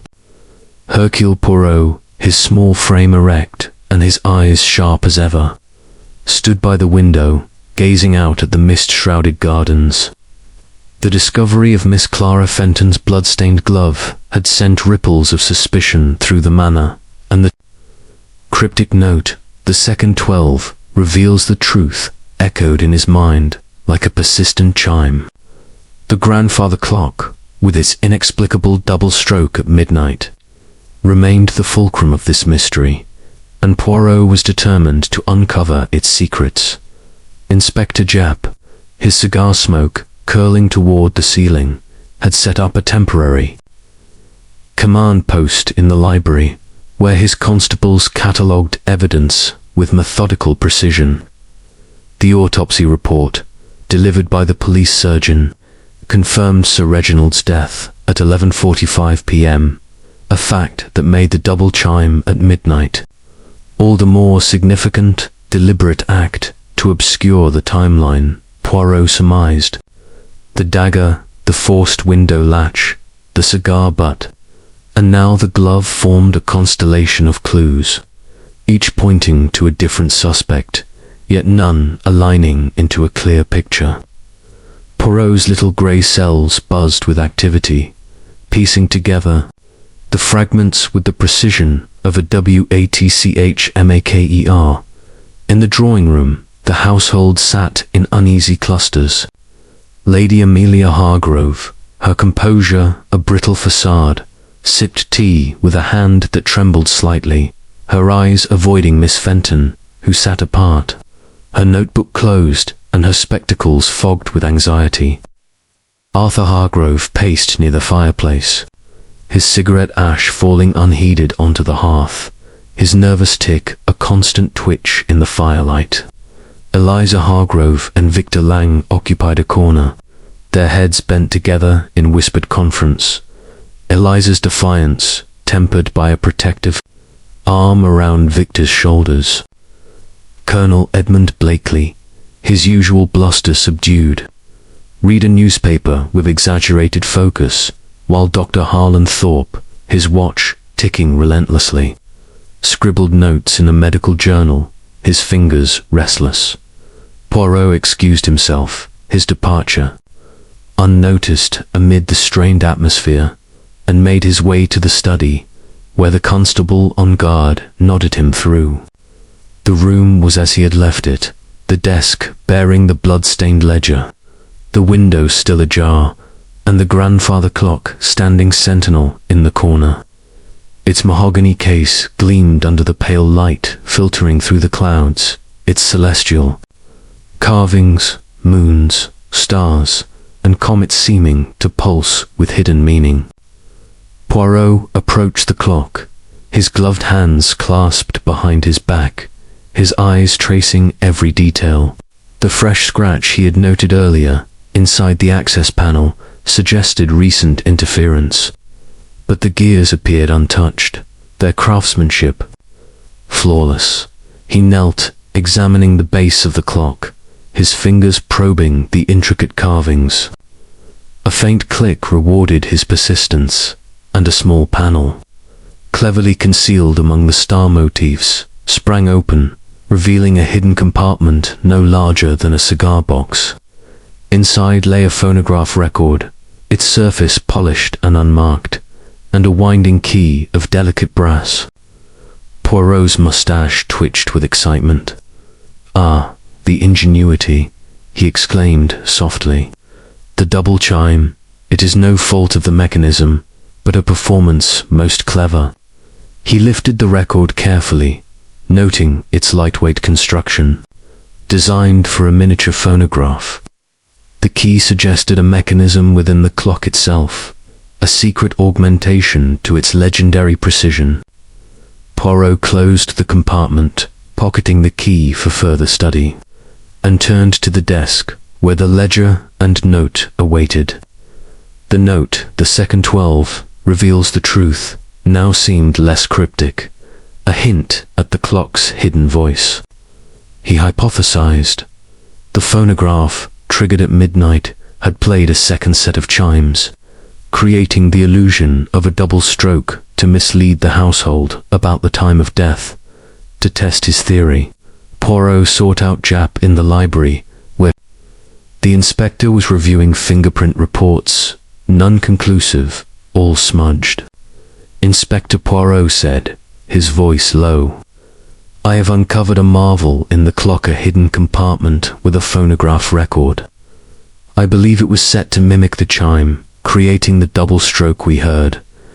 Japp's eyes widened, his cigar pausing mid-puff. "A phonograph? That's a new one, Poirot. So someone rigged the clock to throw us off the murder's timing." "Precisement," Poirot replied. "The murder occurred at 11:45, as the autopsy confirms, but the scream and second chime at midnight suggest a staged discovery. The killer, or an accomplice, wished to confuse the timeline." Japp scratched his chin. "Clever devil, but who? Arthur's got motive up to his ears, and that glove points to Miss Fenton, though Lang's too quiet for my liking." Poirot smiled faintly. "The glove, the cigar, the note, they are threads in a tapestry, Inspector. We must follow each one." Returning to the drawing room, Poirot observed a shift in dynamics. Eliza was arguing with Arthur, her voice sharp. "You're always blaming Victor, but what about your debts? Father was furious with you. Arthur, did you sneak into the study to beg him one last time?" Arthur's face flushed, his cigarette trembling. "I didn't. I was in the billiard room, I told you." "And what about you, cozying up to father for the inheritance? You and your artist could have planned this." Victor stood, his eyes blazing. "That's enough, Hargrove. I'd never harm Sir Reginald. He was coming around to me. Ask Eliza." "Lady." Amelia intervened, her voice cold. "Children, this is beneath us. Monsieur Poirot, surely you have progress to report." Poirot inclined his head. "Madame, progress is made when the truth is pursued with patience. The clock, it has spoken. Phonograph hidden within, creating the double chime. Someone in this house knew its secret." A gasp rippled through the room. Miss Fenton's hands tightened on her notebook, her voice steady despite her pallor. A phonograph. Sir Reginald never mentioned such a thing. He cherished that clock for its precision. Colonel Blakely snorted. "Sounds like a prank gone wrong. Reggie loved his gadgets, but a hidden record. That's fanciful, even for him." Dr. Thorpe, his watch ticking, spoke up. "The clock's mechanism is complex. Perhaps an old modification, forgotten until now." Poirot's eyes gleamed. "Forgotten, perhaps, but used with purpose. The chime was no accident, was a signal or a mask." As the household absorbed this revelation, Poirot slipped away to the garden, where the shed stood under dripping trees.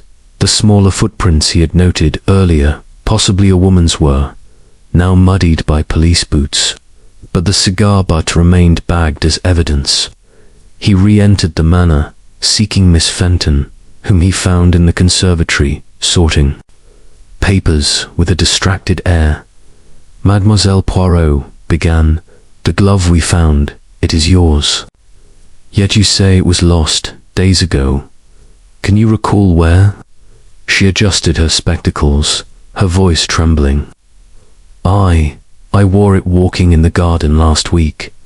It must have fallen from my pocket. I swear, Monsieur Poirot, I had no part in this." Poirot nodded, his gaze gentle but piercing. "And Sir Reginald's fear of blackmail, did he mention a specific threat?" Miss Fenton hesitated, then leaned closer. "He spoke of a letter received weeks ago, hinting at his past affair. He burned it, but he was shaken. He suspected someone close, perhaps Lady Amelia." Poirot's eyebrows rose, but he said nothing, filing the detail away. As he left the conservatory, he heard a faint rustle in the colonnade, perhaps, or another eavesdropper. The manor was alive with secrets, and the phonograph's discovery had tightened the web. Returning to the study, Poirot tested the phonograph key, finding it fit a hidden slot beneath the clock's face. A faint whir confirmed his suspicion. The mechanism could be wound to play at a set time. The killer, or an accomplice, had planned meticulously, using the clock's voice to deceive. But why? To establish an alibi, or to frame another? As noon approached, the household gathered for lunch, their faces drawn with suspicion. Jap joined them, his expression grim. "We've found a safe behind a painting in the study," he announced. "Empty, save for a second note. The truth lies in the stars. Matches the carvings on the clock." Poirot's eyes sparkled. "The stars, Inspector, and the second 12. The clock speaks, and we must listen." Suspicions mounted, each clue a shadow deepening the mystery. Poirot's little grey cells worked tirelessly, sensing the truth was near, hidden within the Manor's ticking heart. Chapter 10. Alibis unraveled the revelation of the hidden phonograph.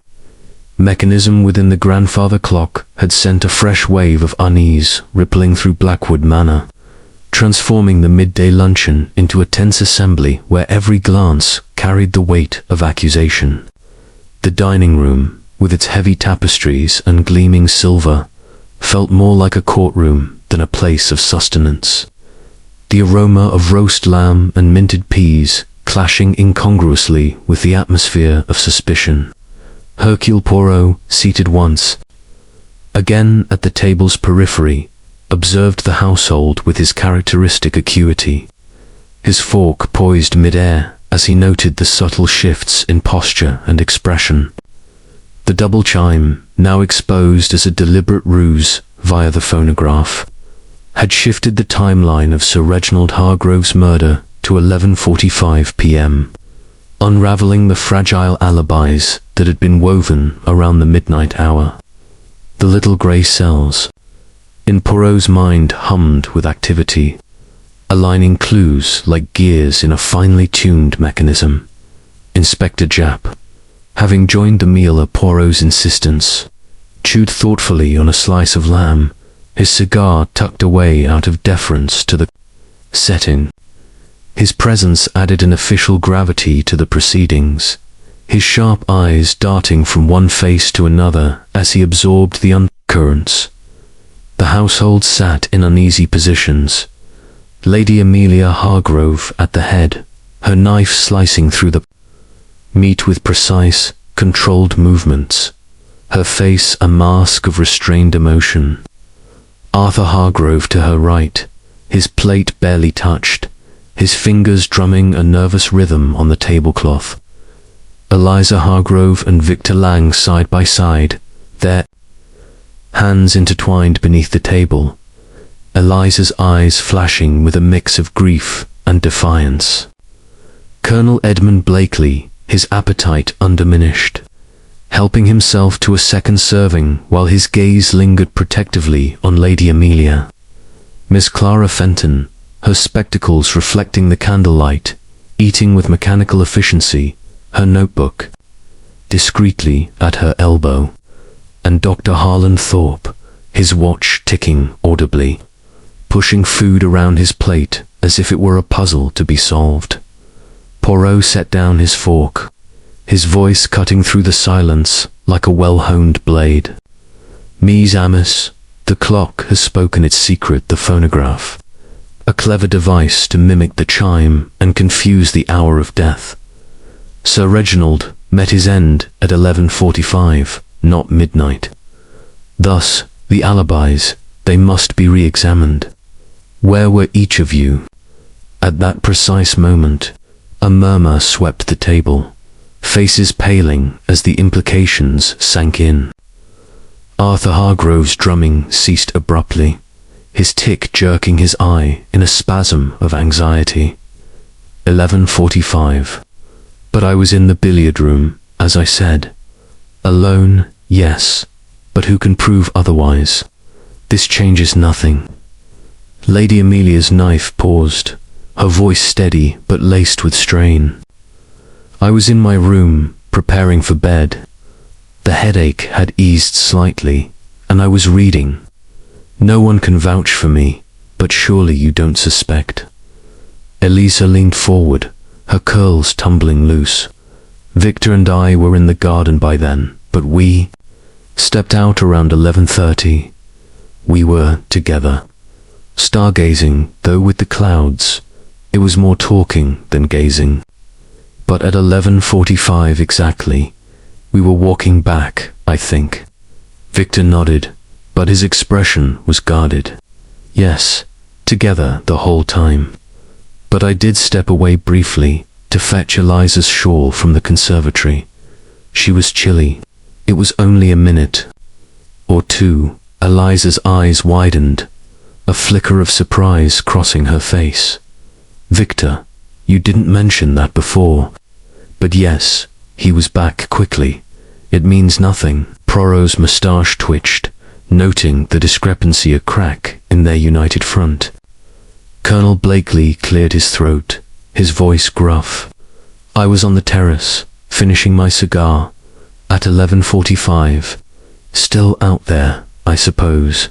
No one saw me, but that's the truth. Miss Fenton adjusted her spectacles, her voice soft but firm. I was in my room, typing those letters. But I paused to check the time on my desk. Clock, it was 11:40 when I finished the last one. Then I read over them until midnight. Dr. Thorpe, his fingers now still on his watch, spoke up. I was in my room, reviewing journals, but my watch runs 5 minutes fast, as you noted, Monsieur Poirot. So at what I thought was 11:50, it was actually 11:45. I was alone, of course. Poirot leaned back, his hands folded neatly. Ah, the alibis, they crumble like pastry. Monsieur Lang, your brief absence, it places you near the house at the critical moment. And Doctor, your watch, so conveniently fast perhaps, to provide an excuse. Victor bristled, but Eliza squeezed his hand. It's nonsense. Victor would never jap. Interrupted, wiping his mouth with a napkin. Let's not jump to conclusions, but these shifts in stories they're telling will need formal statements again. As the meal concluded, the group dispersed, but Poirot requested private words with each, beginning with Victor Lang in the library. The young artist entered with a defiant stride, his lean frame tense. Monsieur Poirot, I didn't kill Sir Reginald. That absence, Eliza was shivering. I fetched her shawl from the conservatory hook. I was gone less than 2 minutes. Poor eyes were piercing. And in those minutes, Monsieur, the study is nearby. You knew of the will's contents. Sir Reginald favoured Eliza, but perhaps not you. Victor's face hardened. He was warming to me. We talked that afternoon. He admired my sketches of the clock. But yes, the will. I overheard him dictating to Miss Fenton. It stung, but murder, no. Poirot nodded, dismissing him, and next summoned Miss Fenton. She sat primly, her hands folded in her lap. The glove, Mademoiselle, it was found near the shed, stained with blood. And your alibi now shifted to 11:40, plenty of time to slip downstairs. Her cheeks flushed. I lost the glove days ago, as I said, and I was reading my letters, not murdering my employer. Sir Reginald was kind to me. The bequest was a surprise, but the blackmail, Poirot pressed. You mentioned Lady Amelia. Did Sir Reginald suspect her? Miss Fenton hesitated. He, he found a letter in her jewellery box, hinting at his affair. He confronted her that evening, before dinner. She denied it, but he was furious. A twist emerged, marital discord, deeper than suspected. Poirot filed it away and called Dr. Thorpe. The physician entered, fidgeting with his watch. Doctor, your timepiece runs fast. A deliberate choice, perhaps, to alibi yourself. Thorpe shook his head. A habit, as I said. But at 11:45, my time, 11:50, I was alone. However, I did hear voices from the hall around then, arguing faintly, voices who's hard to say. Male, perhaps Arthur and someone else. Poirot's interest sharpened. Next, Colonel Blakely lumbered in, his face ruddy. That cigar, but again, I tossed it in the garden earlier. At 11:45, I was still outside, but I popped into the shed for a moment to fetch a coat. It was drizzling. The shed, Colonel, where the footprints were found, and the smaller ones, perhaps Lady Amelia's. Blakely's eyes narrowed. Amelia, she's no killer. We've been friends, yes, but nothing more. Poirot dismissed him and turned to Arthur, who entered sullenly. Your billiard solitude, Monsieur it, lacks corroboration. And Dr. Thorpe heard arguing, perhaps you and your father. Arthur's tic intensified. I did go to the study around 11:40 to ask for money one last time. He refused. We argued briefly, but he was alive when I left at 11:45. A confession of sorts of presence at the scene. Poirot's mind raced. Lady Amelia was next, her elegance undiminished. Madame, your headache, alibi unverified, and the blackmail letter in your possession. She paled. How did you? Reginald found it. Yes. It was anonymous, threatening to expose his affair unless he paid. I hid it to protect him, but he thought I was the blackmailer.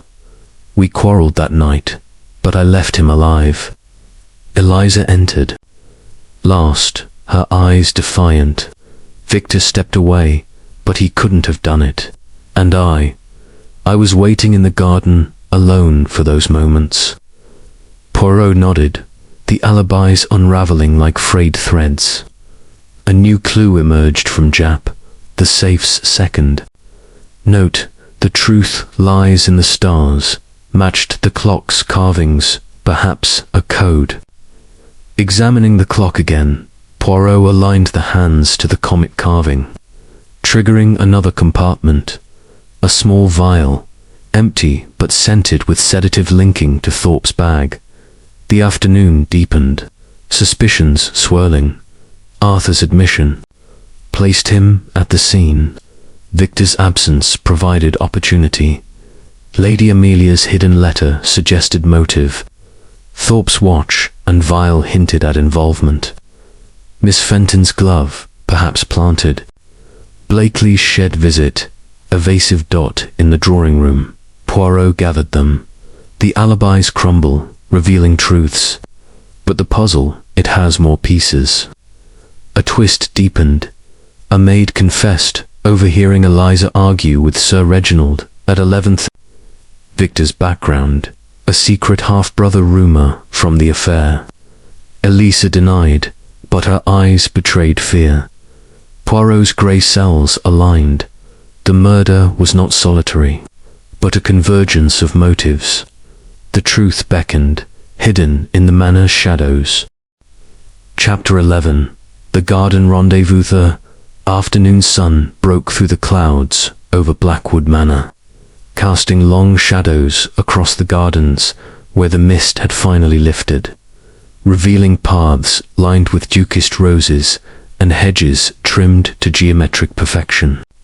Hercule Poirot, his patent leather shoes crunching softly on the gravel, strolled toward the garden shed, his mind a whirlwind of deductions from the unraveling alibis. The revelation of the phonograph mechanism and the adjusted timeline had exposed cracks in every story. And now a new clue: the empty vial from the clock's hidden compartment, scented with Dr. Thorpe's sedative, suggested a deeper conspiracy. Poirot's little grey cells were aligning the pieces.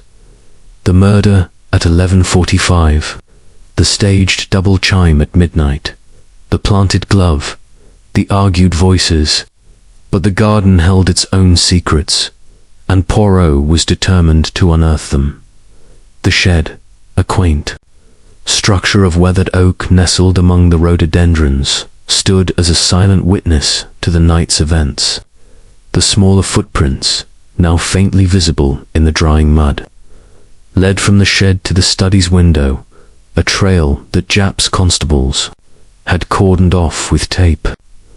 Poirot knelt, examining the imprints, narrow, elegant, suggesting a woman's shoe, perhaps Lady Amelia's or Miss Fenton's. A faint scent of lavender lingered near the door, reminiscent of the manor's linens, but mixed with something sharper, like cologne. He pushed the door open, the hinges creaking in protest, and stepped inside. The interior was dim, lit by a single high window, shelves lined with gardening tools, pots, and a coil of hose. On a workbench, amidst seed packets and gloves lay a discarded handkerchief, its white linen stained with a rust-colored smear blood, undoubtedly. Poirot lifted it carefully with gloved hands, noting the monogram, A.H. Arthur Hargrove. Ah, the handkerchief, Poirot murmured, pocketing it for Jap. A clue most careless, or perhaps too convenient. His eyes scanned further, spotting a small vial, identical to the one from the clock, tucked behind a flower pot. Empty, but its label bore traces of Thorpe's handwriting, sedative mild. The plot thickened a rendezvous in the garden, perhaps, where plans were hatched or deeds concealed. Leaving the shed, Poirot followed the path back toward the house, his thoughts turning to the events of 11:30 p.m. as reconstructed from the confessions. Sir Reginald had been alive then, arguing with Arthur in the study, then perhaps meeting another. The maids overheard quarrel between Eliza and her father about Victor's background hinted at family skeletons. A rumor of a half-brother from Sir Reginald's affair. Poirot paused by a stone bench in the garden, where Eliza and Victor had claimed to stargaze, though the cloudy night made such an activity improbable. The bench was dry under its overhang, a spot for secret conversations or assignations. He returned to the manor, seeking Eliza in the conservatory, where she sat among the ferns, sketching idly on a pad. Her curls framed a face pale with worry, her pencil moving in sharp, agitated strokes. Mademoiselle Hargrove, Poirot began, his tone gentle. The garden rendezvous last night, too, and Monsieur Lang. But the maid heard you arguing with your father at 11:30. About Victor's past, Nan. Eliza's pencil snapped, her eyes meeting Poirot's. With a start, how did you? Yes, I went to the study after dinner. Father had discovered something about Victor, a letter from a genealogist, hinting Victor might be his son from that old affair. Ridiculous, but father was furious, accusing me of knowing. We quarreled, but I left him alive, storming out to the garden. Poirot nodded, his mustache twitching. And Victor, did he know of this rumor? She hesitated, tears welling. I told him later, in the garden. He was shocked, denied it vehemently. But father had falsified medical records with Dr. Thorpe to feign illness, testing our loyalties. He wasn't dying. It was a ruse to see who deserved the inheritance. A revelation, sir. Reginald's illness, a fabrication, explained the sedative. Vials. Poirot pressed. The argument with Dr. Thorpe, did you overhear that as well? Eliza nodded. Yes, earlier that evening, father accused Thorpe of leaking the records, but Thorpe denied it, saying he only followed orders. Poirot filed this away, excusing himself to find Victor in the billiard room, where he racked balls with mechanical precision. His artist's hands steady, but his eyes shadowed. Monsieur Lang, the sketch of the clock you showed Sir Reginald, he admired it, you said. But the carvings, you noted a latch. Victor set down the cue, his voice even. Yes, I sketched it that afternoon. The comic carving seemed odd, like it could depress. I mentioned it to him jokingly, but he changed the subject. As for the half-brother, rumor Eliza told me last night. Absurd. My parents were simple folk in Devon. But if true, it would make Eliza, my half-sister, horrifying. Poirot's eyes narrowed. And your brief absence from the garden to fetch the shawl. Time enough to slip to the study. Victor's face hardened. I fetched the shawl from the conservatory.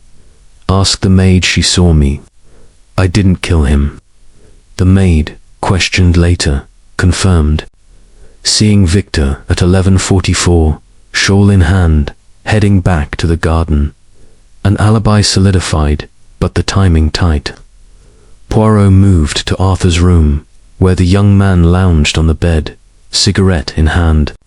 Monsieur Arthur, the handkerchief in the shed drawers with blood. Arthur bolted upright, his tic frantic. What? I lost it weeks ago.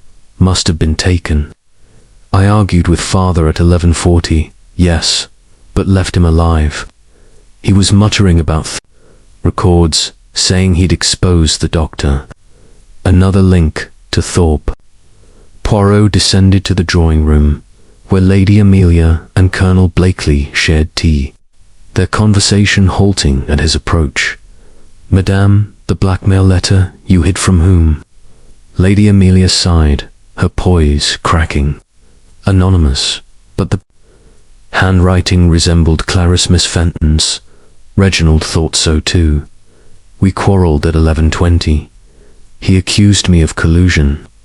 I left in tears, going to the garden for air.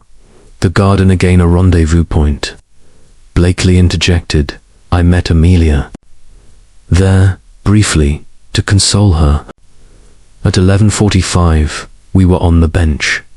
Heard nothing unusual, but the footprints near the shed, perhaps theirs. Poirot sought Thorpe in his room, where the doctor packed his bag, his watch now silent. Stopped at 11:45. Doctor, the vial in the clock, and another in the shed. Your sedative. Thorpe paled, sitting heavily. Sir Reginald asked for extras to test loyalties, he said, but falsified records. He forced me to claim he was ill, to see who schemed for the inheritance. At 11:30, he confronted me in the study, accusing me of leaking to Arthur. We argued. I left at 11:35, him alive. Miss Fenton, found in the library, confessed more. I wrote the blackmail letter, Sir Reginald's behest, to flush out the disloyal. But he turned on me, thinking I kept copies. We spoke at 11:25. He threatened to sack me. Every suspect had visited the study between 11:20 and 11:45, each with motive. The garden paths converged on the window easy access. Poirot reconstructed. Sir Reginald, feigning illness, testing family with will revisions and blackmail traps. But someone turned the tables, stabbing him at 11:45, then rigging the phonograph to chime at midnight, staging the scream. A new clue in Arthur's room, hidden under the bed, a blood-stained cuffling Blakely's. Confronted, the colonel admitted.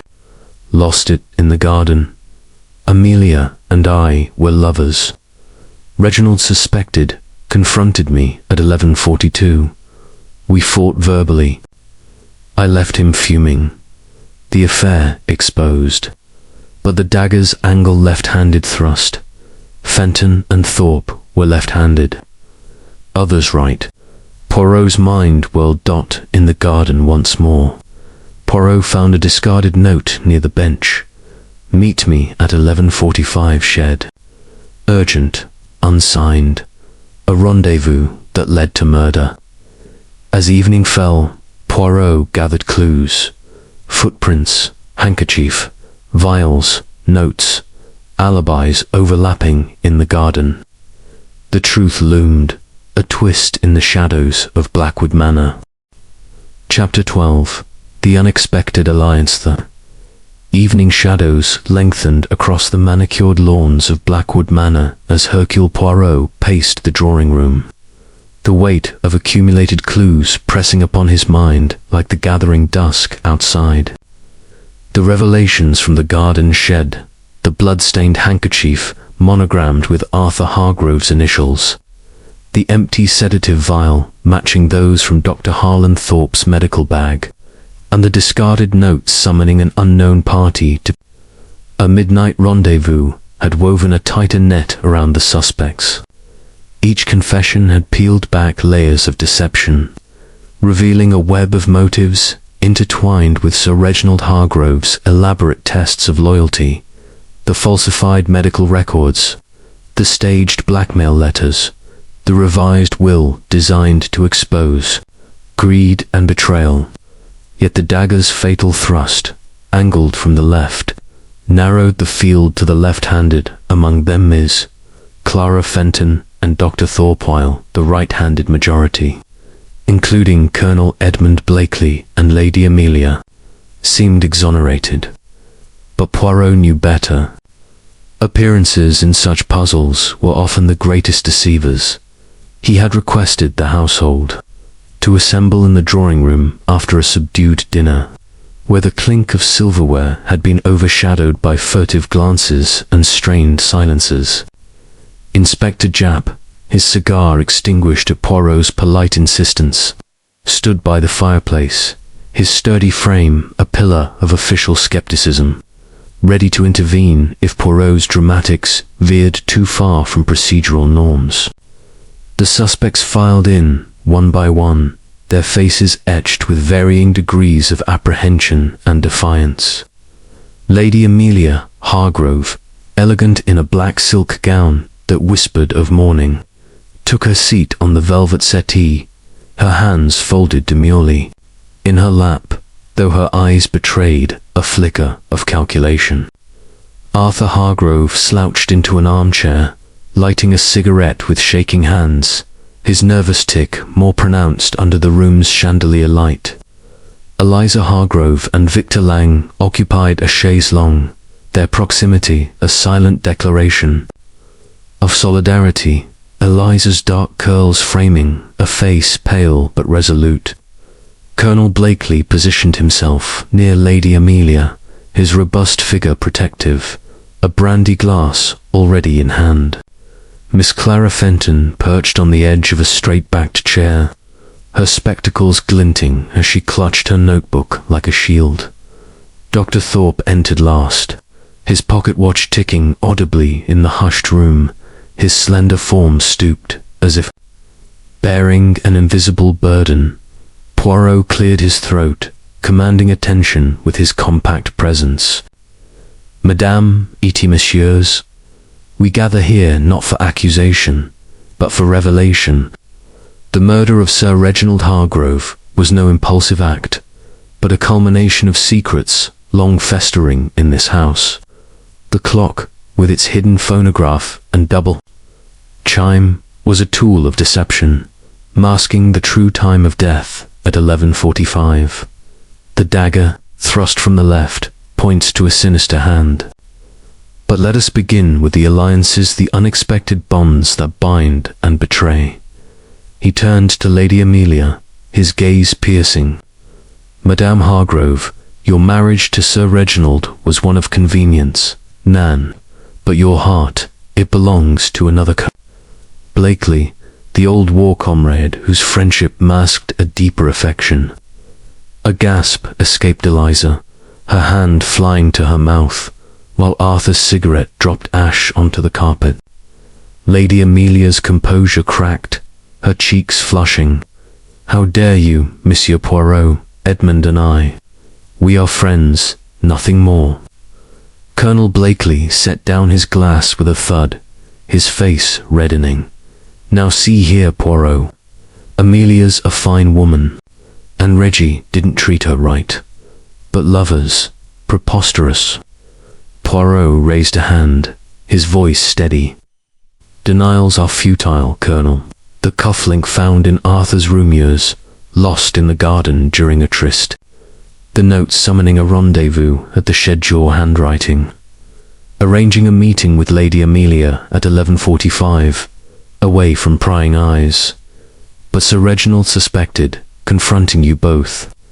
You plotted to frame Arthur, the wayward son, using his handkerchief, stained with blood from a minor cut during your scuffle with Reginald, planted in the shed. Lady Amelia's eyes welled with tears, her voice trembling. It wasn't like that. Reginald was cruel, feigning illness to manipulate us all. Edmund and I, we found solace in each other. But murder? No. We met in the garden to discuss leaving, but heard the argument in the study Reginald with Thorpe. We hid, fearing exposure. Blakely nodded vigorously. That's the truth. We saw Thorpe leave, storming off. Then, silence. We didn't enter the study. Poirot nodded, twirling his moustache. Perhaps, but the dagger's You, Colonel, are right-handed, as is Lady Amelia. It rules you out as the wielder, but not as accomplices. He shifted his gaze to Miss Fenton, who sat rigidly, her notebook forgotten. Mademoiselle Fenton, left-handed and loyal secretary, you. Had motive threatened sacking after Sir Reginald. Accused you of keeping copies of the blackmail letters he ordered you to write. Your glove, planted near the shed, stained with blood to incriminate you or to divert suspicion. Miss Fenton's tears flowed freely now, her voice choked. I wrote the letters as he commanded, to test the family. But when he turned on me, I was devastated. I confronted him at 11:25, begged for mercy. He relented, promised the bequest. I left grateful, not vengeful. The glove lost it honestly. Poirot's expression softened momentarily. Your tears, mademoiselle, they seem genuine. But let us turn to Dr. Thorpe, also left-handed, custodian of the falsified records and sedative vials. Thorpe's watch ticked louder in the silence, his fingers clenching. The vials Sir Reginald demanded them for his schemes. I argued with him at 11:30, yes, about exposing my complicity in the fake illness. He threatened my career. But I didn't kill him. I went to my room, heartsick. Poirot paced, his steps measured. Yet the sedative for Lady Amelia this morning traces of poison in it, analyzed by Inspector Japp's laboratory. Unused on the victim, but linking to your bag, Doctor. A poison meant for Sir Reginald, perhaps switched at the last moment. Thorpe paled, shaking his head. Poison, impossible. I prepared. It myself mild, harmless. Unless someone tampered with it. Japp interjected, his voice gruff. The lab confirms it, Poirot. Arsenic traces. If Amelia had taken the full dose, double quotes. Lady Amelia gasped, her hand to her throat. You mean, it was meant for me. Poirot stopped pacing, his eyes scanning the room. A twist, a miss. The poison links to Thorpe's bag, but who had access? Arthur, you argued with your father at 11:40, leaving him alive, but perhaps planting the handkerchief later to cover your tracks. Arthur stubbed out his cigarette, his voice rising. I didn't. I left angry, went to the billiard room. But I saw Victor lurking near the study window from the garden path. Victor sprang up, his face contorted. Liar. I was with Eliza, fetching her shawl. The maid saw me. Eliza nodded, but doubt flickered in her eyes. Victor, The half-brother rumor. Father showed me the genealogist's letter. If true, our engagement, double quotes. Victor gripped her hand. It's not true. A forgery, perhaps, by Thorpe, to discredit me. Thorpe protested. I forged nothing. Sir Reginald hired the genealogist himself. Poirot raised his hands for silence. The alliances shift like sands. Lady Amelia and Colonel Blakeley, lovers plotting escape, but framing Arthur with the handkerchief. Miss Fenton, tearful but left-handed, motive tempered by mercy. Dr. Thorpe, his poison sedative, a weapon unused or redirected. Arthur, debts, driving desperation. Elisa and Victor, romance, threatened by blood ties. But the note in the safe, the truth lies in the stars, points to the clock's carvings, the comet latch, hiding the vial. He turned to Japp. Inspector, search Thorpe's bag again for the genealogist's letter. Japp's constable rummaged, producing a crumpled paper. Poirot examined it. Forged, mon ami. The ink fresh, the signature mismatched. Planted by the killer to sow discord. Eliza sighed in relief. So Victor isn't. Poirot shook his head. No, but the forger knew the secret, the affair's child, abandoned, perhaps Victor unknowingly. Wetter twist deeper. The maid overheard Sir Reginald on the phone at 11:35, arranging a meeting with the real genealogist tomorrow. The letter is fake, created to provoke. Blakely boomed. Who benefits from that chaos? Poirot's eyes gleamed. The one who rigged the phonograph, knowing the clock's secrets from Victor's sketch. The left-handed killer, but with an accomplice. To plant clues, Miss Fenton broke down. It was Thorpe. He approached me after my confrontation, suggesting we ally against Sir Reginald. I refused, but he must have taken my glove. Thorpe stood, outraged. Lies. She came to me, desperate about the sacking. Poirot intervened. An unexpected alliance, indeed. Thorpe and Fenton, both left-handed, both threatened. But the poison in the sedative meant for Amelia, perhaps by Blakely, to eliminate the wife after the husband's death. Blakely sputtered. Absurd. Lady Amelia. Whispered Edmund. ... Did you? The room erupted in denials, but Poirot silenced them. No, the poison was in Thorpe's bag, but the vial and the clock was empty, used on Sir Reginald. No, the autopsy showed no poison. A red herring, Jap grunted. Then who's the killer? Poirot smiled. Patience. The garden rendezvous, no. Sir Reginald to the shed at 11:45, where he was stabbed. Body moved to the study. Clock rigged to chime later. Arthur paled. The note in the shed, my handwriting. No, a forgery again. Poirot's mind raced. The alliance revealing itself. Lady Amelia and Thorpe lovers. No, the lavender scent in the Shadimelia's perfume. Madame, you met Thorpe in the shed, not Blakely. The affair with the Colonel, a cover. Thorpe, your true paramour, left-handed, poisoned the sedative for Reginald, but when that failed, stabbed him during the rendezvous, using your note. Lady Amelia collapsed, sobbing. No, Harlan loved me, but Reginald discovered us. He summoned Harlan to the shed, threatening exposure. I hid nearby, heard the struggle. Harlan stabbed in self-defense. Then we moved the body, rigged the clock to confuse time. Thorpe broke. It was accident. He attacked me. The dagger was in his hand. But Poirot shook his head, premeditated. The phonograph set earlier, the vial. Planted an alliance of love and fear. Jap arrested them, the room in shock. The twist, Blakely knew, covering for Amelia out of unrequited love. Poirot concluded. Alliance is unexpected, but human nature, it is predictable. The manor sighed in relief, the clock's tick resuming as truth emerged. Chapter 13.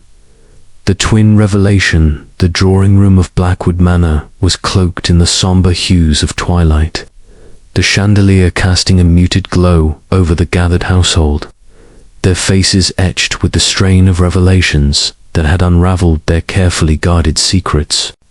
Hercule Poirot stood at the center, his compact figure commanding the space with an authority born of intellect rather than stature. The air was thick with the aftermath of accusations, the unexpected alliance between Lady Amelia Hargrove and Dr. Harlan Thorpe exposed as the linchpin of Sir Reginald Hargrove's murder. Yet Poirot's little grey cells, ever restless, sensed a deeper layer to the mystery, a twist that lay buried in the shadows of the grandfather clock's cryptic chimes and the enigmatic notes. The second 12 reveals the truth, and the truth lies in the stars. The manor held one final secret, and Poirot was poised to unveil it. Inspector Japp, his cigar now a distant memory in deference to the gravity of the moment, leaned against the mantel, his notebook open, his eyes darting between Poirot and the suspects. The household sat in a semicircle, their postures rigid with anticipation. Lady Amelia, her elegance shattered by her confession, sat with her hands clasped tightly, her eyes downcast, avoiding Colonel Edmund Blakely's anguished gaze. The Colonel, his robust frame slumped, gripped his brandy glass as if it were a lifeline, his unrequited love for Amelia now a bitter truth. Arthur Hargrove, his cigarette unlit for once, sat with his elbows on his knees, his nervous tic subdued by exhaustion. Eliza Hargrove clung to Victor Lang, her defiance softened by the weight of her father's death and the false rumor of Victor's lineage. Miss Clara Fenton, her spectacles fogged with unshed tears, clutched her notebook, her loyalty to Sir Reginald now a source of pain rather than pride. Dr. Thorpe, under Japp's watchful eye, stood apart, his watch silent, his confession of the fatal struggle in the shed hanging like a noose. Poirot began, his voice clear and resonant, cutting through the tension like a bell. Madame et Messieurs, the murder of Sir Reginald Hargrove was a tapestry woven of greed, betrayal, and love. Misdirected. The phonograph and the grandfather clock, the sedative vial, the planted glove, the forged letteral pointed to an alliance between Lady Amelia and Dr. Thorpe, driven by their illicit passion and fear of exposure. Yet there is a deeper truth, a revelation that turns the puzzle on its head. The clock, with its double chime, does not merely mark time, it reveals a duality, a twin secret that lies at the heart of this tragedy. A murmur rippled through the room, faces turning to one another in confusion. Eliza's grip on Victor's hand tightened, her voice sharp. A twin secret. What are you saying, Monsieur Poirot? You've already accused Mother and Dr. Thorpe. Poirot raised a hand, his eyes gleaming with the thrill of discovery. Patience, Mademoiselle Elisa.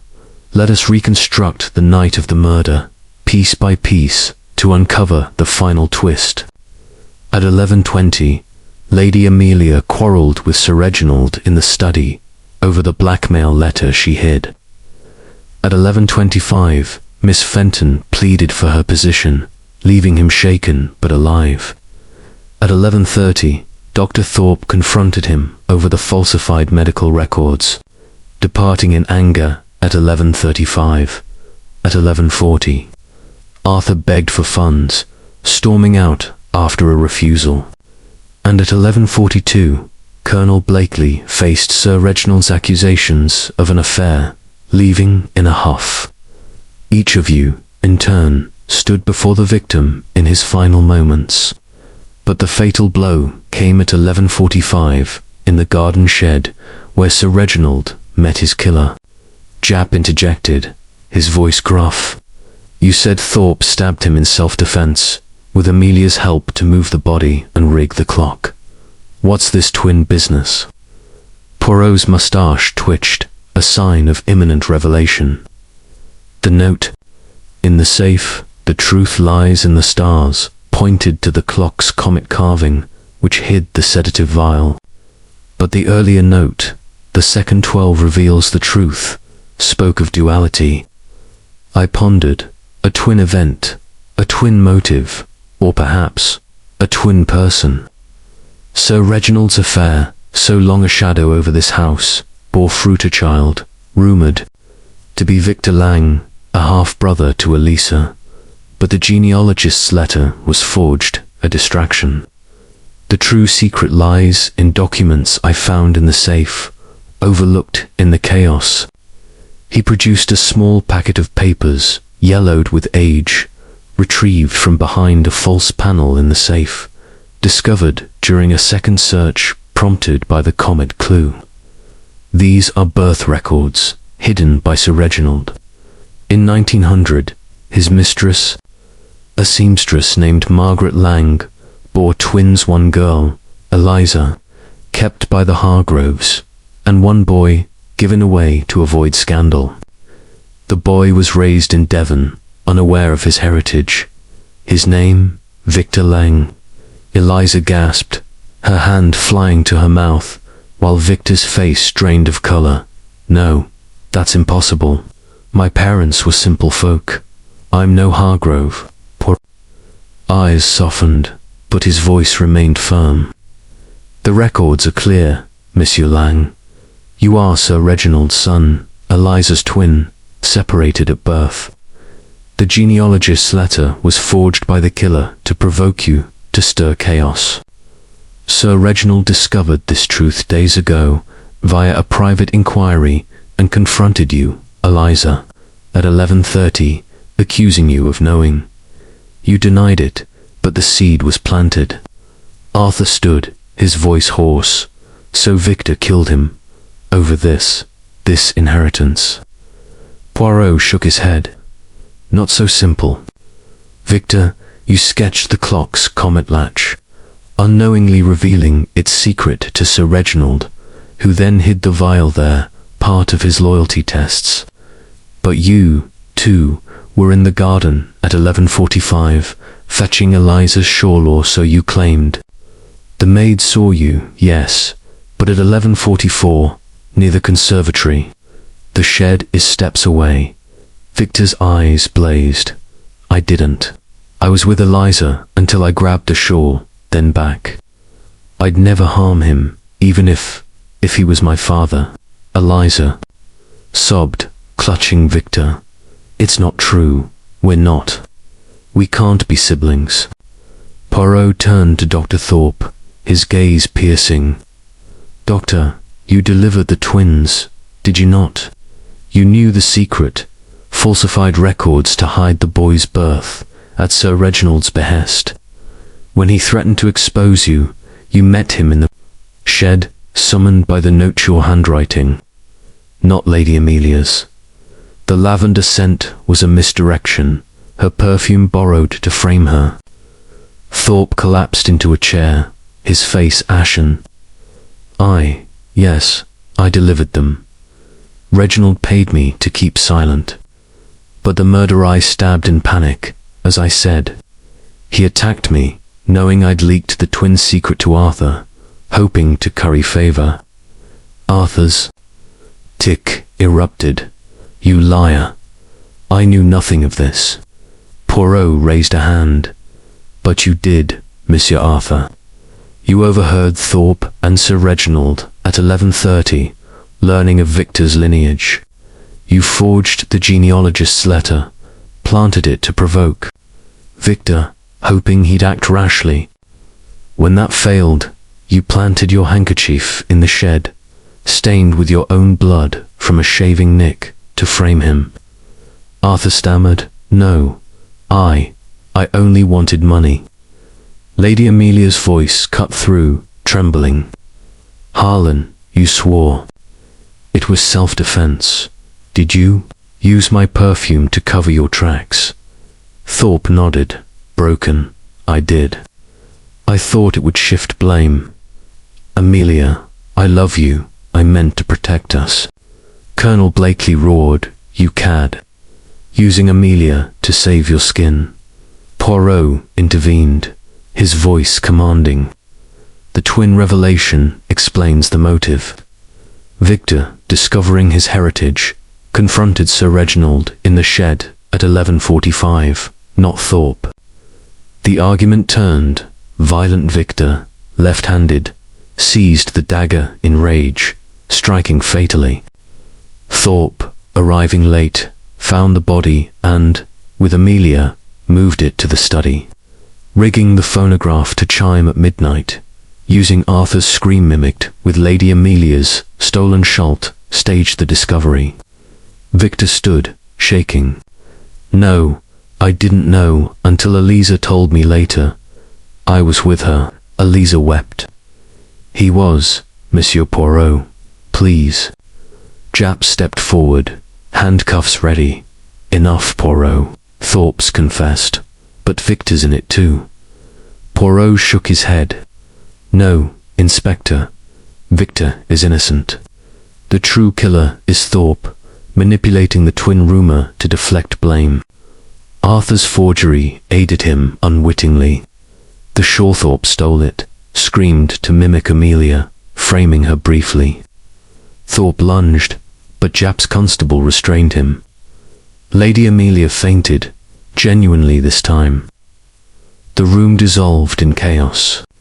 But Poirot stood serene, the twin secret unveiled, the clock's truth revealed. Chapter 14. The final chime. The twilight had deepened into full night over Blackwood Manor, the stars emerging in the clear sky above the gardens, their twinkling lights a mocking contrast to the darkness that had enveloped the household. Poirot stood in the study, the room now a sanctuary of silence after the chaos of revelations in the drawing room. The grandfather clock, its secrets laid bare, the hidden phonograph, the comet latch concealing the vial ticked softly once more, its mechanism reset by Poirot's careful hands. The double chime at midnight, the blood-stained ledger, the forged letters, the planted clues, all had led to this moment, the final unveiling of the truth. The suspects had been summoned back to the study, the scene of the crime, where Sir Reginald Hargrove's desk still bore the faint stains of his demise, a grim reminder of the violence that had shattered the manor's facade of civility. Inspector Japp paced near the window, his overcoat buttoned against the chill seeping through the slightly ajar pane, his face a mask of professional impatience mixed with reluctant admiration for Poirot's methods. The household entered in a procession of weary figures, their footsteps echoing on the polished floorboards. Lady Amelia Hargrove, her black gown whispering with each step, took a seat near the desk, her hands clasped in her lap, her eyes hollow, with the weight of her exposed affair and the accusations levelled against her lover, Dr. Harlan Thorpe. The Colonel, Edmund Blakely, hovered protectively nearby, his ruddy face etched with betrayal, his unrequited love for Amelia now a source of profound sorrow. Arthur Hargrove slumped into a leather armchair, his fingers drumming restlessly, his nervous tick subdued but not absent, a cigarette dangling unlit from his lips. Eliza Hargrove and Victor Lang stood together by the bookshelves, their hands intertwined. Eliza's defiance, a shield for the turmoil stirred by the twin revelation. Victor's true heritage as her brother, separated at birth. Miss Clara Fenton sat primly on a stool, her notebook open but unused, her spectacles reflecting the lamplight as she awaited the denouement. Dr. Thorpe was escorted in last by Japp's constable, his slender form bowed, his pocket watch now stilled in his pocket, a symbol of the timeline that had unravelled his alibi. He took a chair apart from the others, his eyes meeting Lady Amelia's in a brief, anguished glance before looking away. Poirot positioned himself before the grandfather clock, its mahogany case gleaming under the lamp's glow, the celestial carvings, stars, comets seeming to pulse with the secrets they had guarded. He adjusted his waistcoat with precise movements, his mustache impeccably groomed despite the long hours, and began, his voice a steady cadence in the hushed room. Madame et messieurs, we have journeyed through a labyrinth of deceptions, each clue a thread leading us deeper into the heart of this tragedy.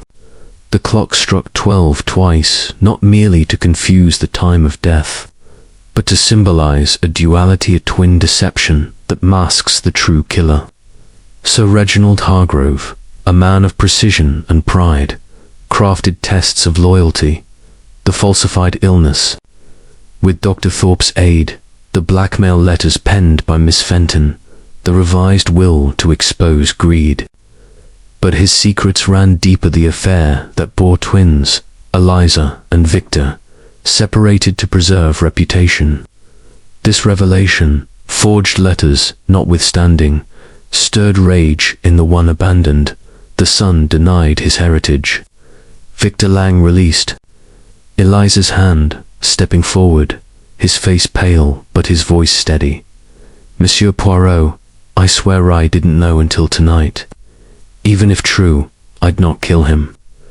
I was with Elisa in the garden, fetching her shawl at the critical moment. Poirot nodded, his eyes sympathetic. Indeed, Monsieur Lang, your innocence is clear. The maid confirmed your presence at 11:44 near the conservatory. But the twin secret is the key that drove the killer to act, manipulating the clock's voice to cover the crime. Lady Amelia's voice trembled as she spoke, her eyes fixed on Poirot. Then who? Harlan confessed to the struggle in the shed. But you say it's a lie. Dr. Thorpe shifted, his face ashen. It was self-defense, as I said.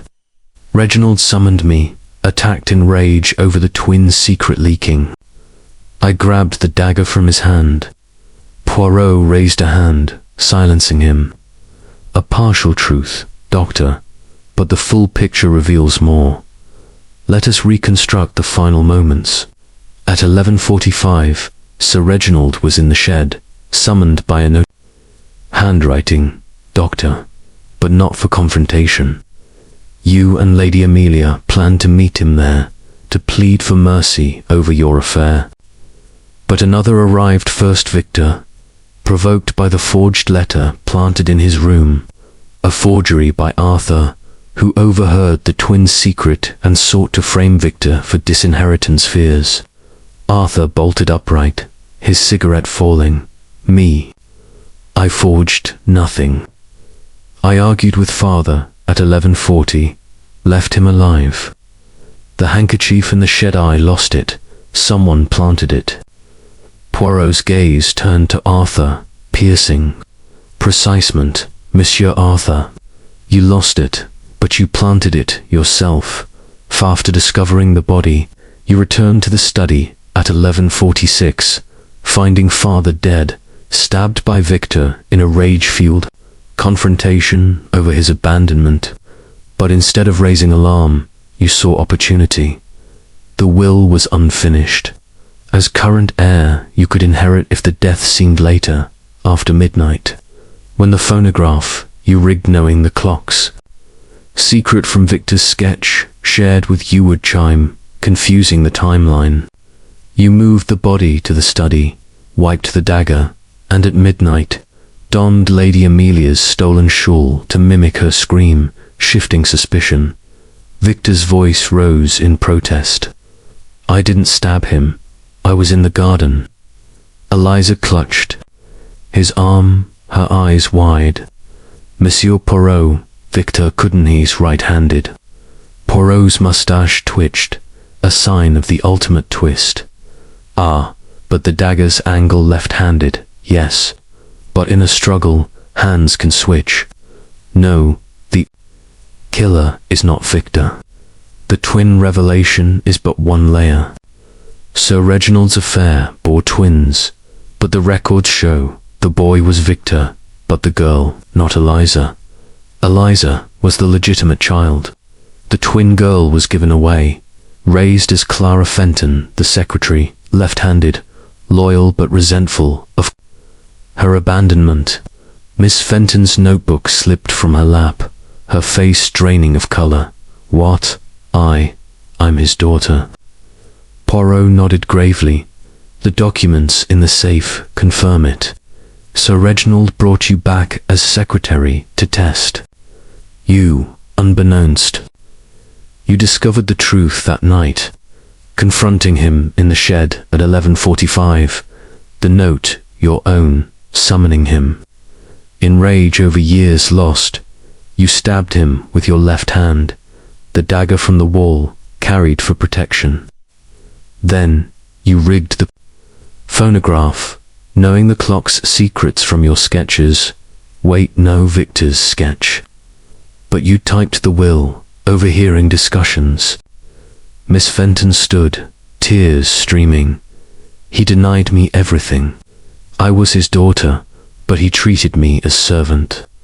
When I found the records, I demanded recognition. He laughed, said it was a test I failed. I struck in blind fury, but Poirot shook his head. A confession, mademoiselle, but not the full truth. The ultimate twist. Lady Amelia, aware of the twins, her husband's bastards, poisoned the sedative intended for Sir Reginald.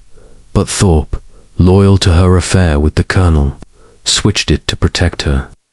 But the killer was Victor, manipulated. By all he discovered his heritage from a note planted by Arthur, confronted Sir Reginald in the shed, stabbed him in rage with the dagger Sir Reginald held, left-handed grip in the struggle. Arthur found the body, rigged the clock, screamed as Amelia. But Amelia, suspecting Victor, covered with Thorpe, framing Fenton with the glove. Victor collapsed, sobbing, "It's true. He said I was nothing, a mistake." I grabbed the dagger. It happened so fast. Eliza screamed, pulling away. "Brother, murderer." Arthur laughed bitterly. "I only wanted the inheritance. I rigged the chime, yes, to delay discovery." Lady Amelia whispered, "I poisoned the sedative for Reginald, to end his tyranny, but Harlan switched it, saving him until Victor acted." Colonel Blakely roared, "You all manipulated the boy." Thorpe nodded. "We framed the scream, moved the body to protect Amelia. Jap arrested Victor for the stabbing, Arthur for tampering, Amelia for attempted poisoning." Poirot concluded, "Human greed strikes louder than any clock." The twins' secret destroyed them all. The manor fell silent, the clock ticking onward, its final chime echoing the end.